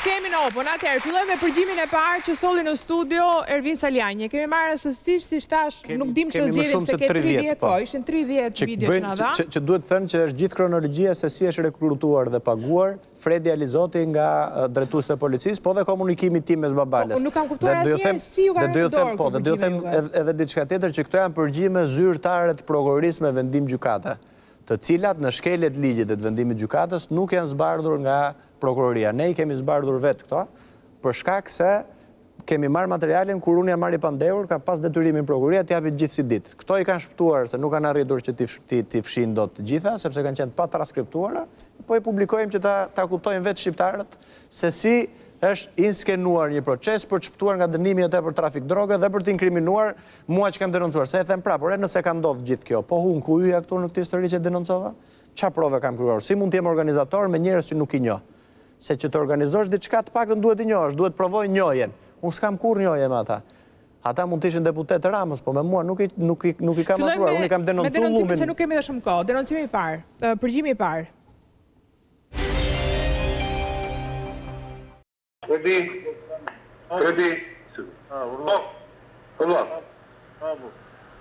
Mirë. Po si e bëni mua, nuk e këtu dhe i pëtira ai është prokuror, po unë e ka në... Kuje t'jo, kuje? Jo mot platë të bane, gjosh mot platë. Kuje t'jo, kuje? Gjosh mot platë. Po kuje se nuk... Po gjo mot të njësë platë, atë që kanë njësur, unë gëtë e sa si të zhesh partë të kanë. Po kuje tani, je në tjera, po kuje? Unë jam të tiran tani, gjo mot. Po mirë, shumë mirë. Unë gëtë e sa si të zhesh partë të kanë. Se qa kjeve, unë atë i ka njësë duke këtejme mbrapa. Si që ka të? Jo ma. Po më foli mua, njëse në ma fa mua, në më gjitha unë, më fa mua. E më më bëj mua zdo të pizon, po jam zdo të prokurar. A si të gjithë të ka... Fredi, më se... Gjo mua, Fredi. Gjo mua. Gjo pak mua. Po të gjo pak more. E ka ma për si për gramozi këtë. Fredi. Gjo ma, gjo qatë temere. Unë nuk e ti si me legjirë nuk më ju kësua. Pa të mua pete. Fredi. E ka ma, gjo ma, e ka ma në tërë gramozi. Të spun, ka pola me gramozi se i bej para petra para unë. Mira. Nuk jam... Fredi se jam në një vendgjare tani, Fredi. Gjo ma tani. Unë jam dua të shronë, se kam një rrugës. Ka më thuj, që do?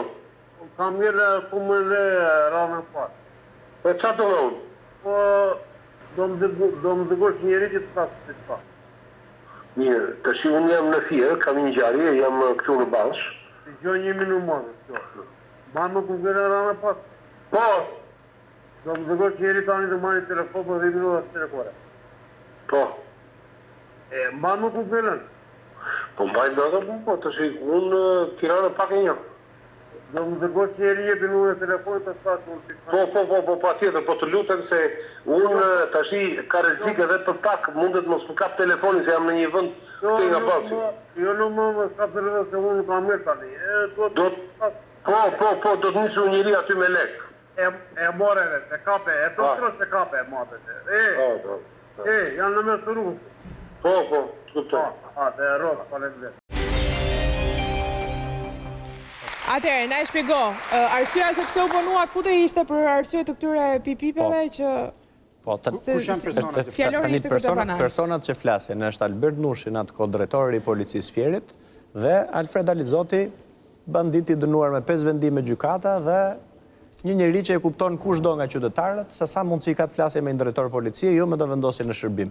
Pasi e kanë rekrutuar në datën 27 maj, tani këto janë komunikime nga qeshori e pas që ju kërkon lek gjithë kohën kjo, se ndryshe i thot dhe aty përmend që ka takuar prokurorin, që prokurori është me një misharje që thot, prokurori nuk ka asnjë akt në dosje që ka bërë takimin me këtë, ora që ta kuptoni prapë është 00:28 kur zhvillohet biseda, 12:30 e natës, dhe drejtori i policisë Fjeri detyrohet i rri këtij siç e pat ju me anë. Një fytje së shumë. Dhe në fundi thot që mos ketë asnjë lloj kështu, se të tjera thot me pako, dhe në dëshmi thot kur flas me pako unë kam lek.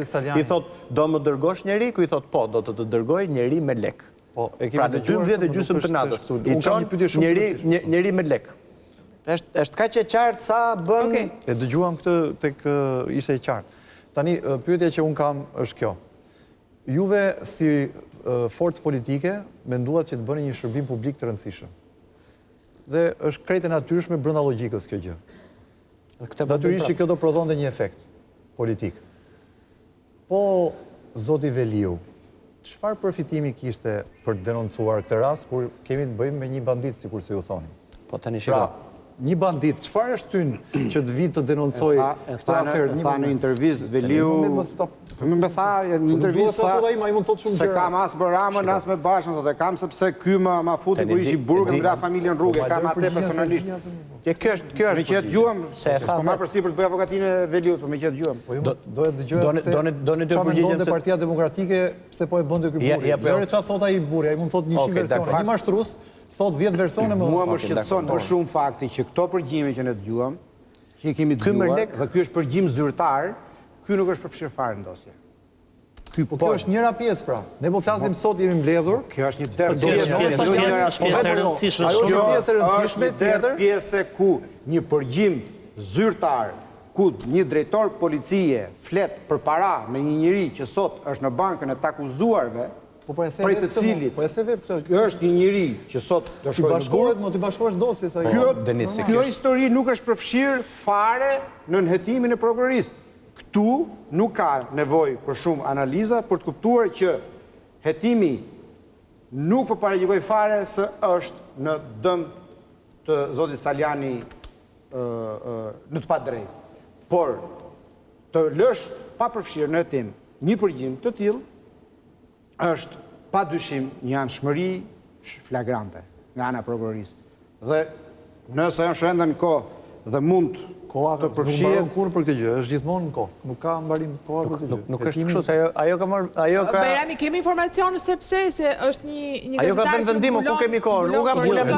Është vërtet fakti që ato janë pjesë. Ju lutem marrni përgjigje. Ato përgjime janë pjesë e dosjes, janë përgjime të kryera me vendim gjykate për llogarit këtij hetimi, por për hir të vërtetës në të paktën në konkluzonet përfundimtare të prokurorisë, unë nuk kujtoj të jenë përfshirë asnjë prej tyre. Është normale kjo, si e shpjegon këtë, duhet ishte vlerësimi se çfarë provash merren parasysh, çfarë provash interpretohen, çfarë provash kryqëzohen, është krejtësisht në vlerësimin e prokurorëve të çështjes, ajo dhe ne nuk mund nuk mund paragjykojmë punën e tyre se si e bëjnë. Por nuk mund ta paragjykojmë, po duhet ta gjykojmë. Se jemi të lirë ta gjykojmë. Në sensin që ai është vlerësimi i prokurorëve, por nga ana tjetër kjo është një fakt jo pak i rëndësishëm që nuk mund të lihej më njëmë. Po, pyetje për spahiu nga avokatin. Ta fillojmë me zotin Gashi. Është normale që fakte të tilla të lihen jashtë pretencës? Përgjime të tilla? Jashtë dosjes? Po, për të dy, e filloj me ju, nuk ka rëndësi. Po, unë mendoj që video e cila u paraqit në emisionin Open është një e dhënë e mjaftueshme që sot në mbrëmje prokuroria të lëshoj flet arrestin për drejtorin e policisë Fier. Me sa duket, Alizoti nuk pas ka qenë budallak, po që nga aq i zgjuar sa i ka marrë para ndoshta të dy palëve. Ajo çfarë po më krijohet si ngjarje është që policia pasi ka parë që dy të pandehurit janë blerë nga opozita, e ka shtuar dozën e lekëve për të ndryshuar thënjet në gjatë procesit të hetimit. Unë mendoj që kemi të bëjmë tërësisht me një çështje korruptive dhe i thon një shprehje, kur merresh me llumin, në llum përfundon. Po fatkeqësisht në këtë llum janë përfshirë gjitha subjektet politike dhe fatkeqësisht edhe shteti dhe policia shqiptare. Një përgjigje dhe nga avokati Gashi. Për nga ana tjetër, me sa kujtoj, nëse jam i saktë, zoti Salianji, këto përgjime janë dëgjuar në sallën e gjyqit. Paçka nuk i është referuar prokuroria, por në sallën e gjyqit janë dëgjuar. Të them diçka dhe kjo, se thot për këtë që tha Kreshnik Speju dëri. Jo, po përgjigjo pak edhe, të lutem, drejt për drejt. Janë dëgjuar se ndëgjuar, cila kanë qenë reagimet? Prandaj është shkel, jo vetëm është dëgjuar, por në sallën e gjyqit, kur kam shkuar vetë, se kam shkuar 2 herë përveç ditës kur u dha vendimi, i kam kërkuar gjyqtarit dhe prokurorëve që të bëjnë arrestin në flagrancë të drejtorit dhe të nëndrejtorit për dëshmi të rreme të paktën. Se thonë nuk e njohim këtë realizotin dhe kanë 10 komunikime pas momentit e kanë dhënë dëshmi në tetor dhe thonë nuk e njohim, ndërkohë që nga qeshori deri në tetor kanë 10 komunikime dhe kanë dhe para, e kupton apo jo? Pra është e shkruaj e bardhë mbi zez. Nga ana tjetër nuk qëndron kjo që thotë Kreshnik Speju që janë të dy të blerë nga Partia Demokratike, se s'pari ky personi nuk ka ekzistuar kurrë për ne, fare, dhe së dyti ky nuk është i zbuluar nga policia e shtetit apo nga prokuroria, ky Alfred Alizoti. E di çka ka ndodhur apo çta kuptojnë qytetarët. Ky ka shkuar vetë dhe ka thënë që shiko, zotrinj, unë dua të bëj 2 vite burg, ka thënë ky. Se ka dhe në përgjime pasaj që thotë që unë, edhe u kam sjellë, thotë që unë po bëj 1 vit burg dhe po marr ato lekët. Pra ky ka shkuar vetë, se po ta kishte gjetur prokuroria me ndonjë hetim special, apo po ta kishte gjetur policia që këta janë përfshirë në konspiracion, dakord, se qëndronte kjo se është llumi. Ka shkuar vetë, nuk ka shkuar vetë, ka folur në datë 28 me drejtues policisë, tani dëgjoj pak gjë. Dëgjoj, se merresh jo. Si mundet opozita të bazojë gjithë akuzat e saj, gjithë kauzën e saj. A e bëra pyetën, atë të përgjigjem unë, se je jurist edhe di. Tommaso Busqueta, dëshmitari kyç i Giovanni Falcones. Çka ka qenë? Ka qenë numri 2 i Cosa Nostras apo jo? Ku e prete do ta marrësh ti? Ku do i marrësh ti nga katedra, do i marrësh dëshmitarët e drejtësisë zotri? Bashkëpunëtorët. Ku do i marrësh? Po pse ne ku e quam të? Ne në drejtësi. Priti sekond, prit, se ju idheni saktuar ti. Po kush e mori? Ku ka shku? Po shumë banale. Albert Veliu apo Babalja ka shkuar te prokuroria e krimeve të rënda, dakord apo jo? Dhe Partia Demokratike. A do më lesh të përgjigjem çfarë ke zotri? A mund të përgjigjem? A ma the, u po të them, as në katedra nuk do të marrësh bashkëpunëtorin e drejtësisë, as manastire, do e marrësh nga ky kontingent. Ju mora një rast, i cili është marrë nga Cosa Nostra, doni t'ju themu raste pa fund nga këto. Tani, kemi një element të qartë fare. Ky zotria, para se të vinte te gazetari dhe te Partia Demokratike, ka shkuar te prokuroria e krimeve të rënda. E ke aty. Ka shkuar dhe ka thënë që ky zotri ka dashur të bëhet bashkëpunëtori i drejtësisë ky. Ka shkuar te Shqishi, ka shkuar te policia. Për shkak se vllai i këtij trafikantit ishte ministri i brendshëm, janë përplasur 2 herë në fytyrë dhe i kanë thënë që ti që do t'i bësh shërbim publikut, ik. Ne e kemi denoncuar. Ç'a mendoni ju që edhe ne duhet thoshim që po mirë, po bën ky, okay, të vazhdojmë punë vet. Çfarë diskutimi është ky? Prokuroria në fakt thotë që pas takimit me ju ka shkuar në prokurori. Ka shkuar dhe para dhe pas. Ka qenë gjithkohë. Është orientuar. Jeni nëse lejohet spaku të kyçe për disa minuta. Po, jeni në lidhje drejt për drejt. Ashtë që ju e qartë, po ju keni qenë këtu në zyre time dhe besoj që të gjithi kanë pa deklarimet e Albert Veliut, mirë po unë definitivisht si ish avokati ti, nuk duhet ta shëndroj vete në dëshmitar eventualisht në ndonjë land penale kundër kujdo që mund të udhiqen land të tjera përveç zotit Salianit. Shiko, avokat, si çfarë do doja të dija unë, për shembull, një pyetje edhe për prokurorinë edhe për gjykatën. Së pari, nëse një përgjigjem të tillë, si ai që dëgjuam, pra ku një akuzuar flet me një drejtor policie për para, do kishte ndodhur në Kosovë gjitha kjo. Çfarë do kishte ndodhur? Unë besoj që ka edhe raste situatat të gjajshme në Kosovë, po varësisht prej asaj se incizimi apo përgjimi është zyrtar, është ligjor apo jo, do duhet vlerësoj nga gjykata se është Ky përgjim është zyrtar i prokurorisë. Kjo definitivisht e qartë. Nëse është zyrtar, është prove pranueshme dhe do duhet të iniciohet rast thjesht për drejtorin e policisë së Fierit. Mirë po sa i përket Albert Veliu, ai ka aluduar qartë dhe ka deklaruar thjesht se ka qenë i paguar apo i është ofruar shuma prej 200.000 euro prej zyrtarëve të Partisë Demokratike. Unë nuk dua t'i them emra dhe me mbiemra edhe pse i di dhe nuk ka lidhje që më obligon mu ta them këtë, mirë po kjo është e vërteta. Do thotë ai këto deklarime i ka mbajtur për shkak nuk i ka thënë publikisht për shkak të frikës së tij dhe nëse lejohet ky ka hyrë faktikisht me vetdije apo pa vetdije, i mashtruar apo i detyruar apo çështje lakmis për shumën prej 200.000 euro që i është ofruar, ka hyrë në një sendveç në mes të Partisë Socialiste dhe Partisë Demokratike, por ka qenë i shtyr nga lakmia. Dhe unë besoj që situata është shumë e qartë dhe zyrtarët e Partisë Demokratike do duheshin të vepronin krejtësisht ndryshe, së parit do duheshin që në mënyrë ligjore këto incizime, nëse ata kanë menduar se janë të vërteta dhe jo inskenime, t'i dërgojnë tek organet përkatëse të Republikës së Shqipërisë janë prokuroria dhe institucione tjera, dhe nëse ato nuk e kryen punën e vet, atëherë kanë mund t'i publikojnë, por jo t'i publikojnë në tërësi sepse e kanë humbur vlerën e tyre edhe po të ishin të vërteta. Mirë po prapë se prapë besoj që krejtësisht ka qenë inskenim për çështje të përfitimeve. Zoti Gashi, ju po thoni që Babali ju ka thënë në biseda private që ka marrë para ka marrë një premtim për 200.000 euro nga Partia Demokratike. Jo, nuk e thash ashtu Si, ma që ta kuptojmë. Nuk e thash ashtu se nuk është normale që një avokat i tij ta deklaroj këtë, po them aludimi ka qenë, po deklaroj që aludimi ka qenë që ai ka qenë thjesht i shtyr nga Partia Demokratike, i është ofruar shuma prej 200.000 euro prej zyrtarëve të caktuar, emrat.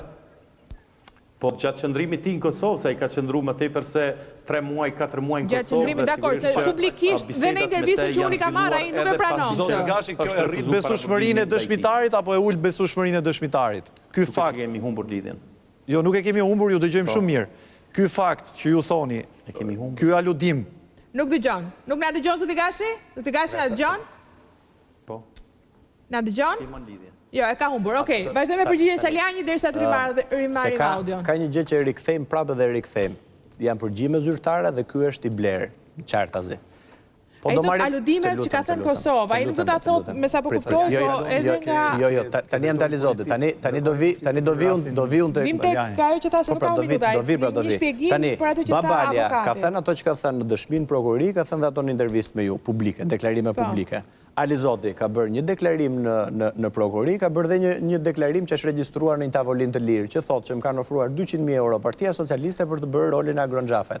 Ndërkohë, Gashi thotë 200.000 euro janë ofruar se do vite pyetja që bën Dënisi, është i besueshëm ky si dëshmitar. Pra Ali Zoti thotë në tavolinë më kanë premtuar 200.000 euro Partia Socialiste, pastaj nga ana tjetër thotë që kam dëgjuar që do merrja kaq lekë për këtë punë. Kjo ka hyrë një histori tani. Po pra, kjo ka hyrë një histori turpi tani, e kupton? Dikush thot shumë, dikush thot ashtu. Përgjigjet, ja po ja u them unë, përgjigjet zyrtare të prokurorisë faktojnë vetëm një gjë. Po pse nuk jam unë një element vetëm aty, po është Albert Nushi, Tauland Balla, Art Veliu, Anton Marku. Pse nuk jam unë asnjë pjesë tjetër? Në të gjithë elementët unë jam sot i akuzuar vetëm me një dëshmi të një personi që nuk e kam takuar kurrë, që është Alfred Alizoti. Dhe nga ana tjetër, unë jam këtu për shkak të një denoncimi që ka bërë gazetari Jetmir Oldashi pranë Partisë Demokratike si sekretar për aksionin qytetar në atë periudhë. Më duhet ta mbyll. Okej, një pyetje kam, juve sot sulmuat hapur gjyqtarin e çështjes. Jo hapur, doni të u them. Jo, më fal, ta bëj pyetjen pastaj. Jam në fund fare, kështu që mund të jetë. Juve dini se kush është gjyqtari dhe nuk e mësuat sot që është ky gjyqtar. Përse nuk deklaruat më përpara atë që deklaruat sot dhe pse nuk kërkuat largimin e këtij gjyqtari nga çështja juaj? Janë që të gjitha pyet sepse kjo tregon një gjë. Kjo tregon fiks këtë që ti. Ne kemi kërkuar 3 herë përjashtimin e gjyqtarit, kemi kërkuar të mos jap vendim ditën që dha vendimin sepse është rekurs gjykat lart dhe nuk mund të jepte pa u dhënë rekursi, se nuk ka marrë formë përfundimtare kërkesa jon për përjashtim. Gjyqtari në fjalë Artan Gjermeni është trequr në një rast të ngjashëm, se unë kam qenë në gjyq me një përfaqësues lokal të Partisë Socialiste në Kukës, ku e kam akuzuar për trafik prostitucioni, gjyq të fituar dhe është trequr sepse ka thënë kam konflikt interesi.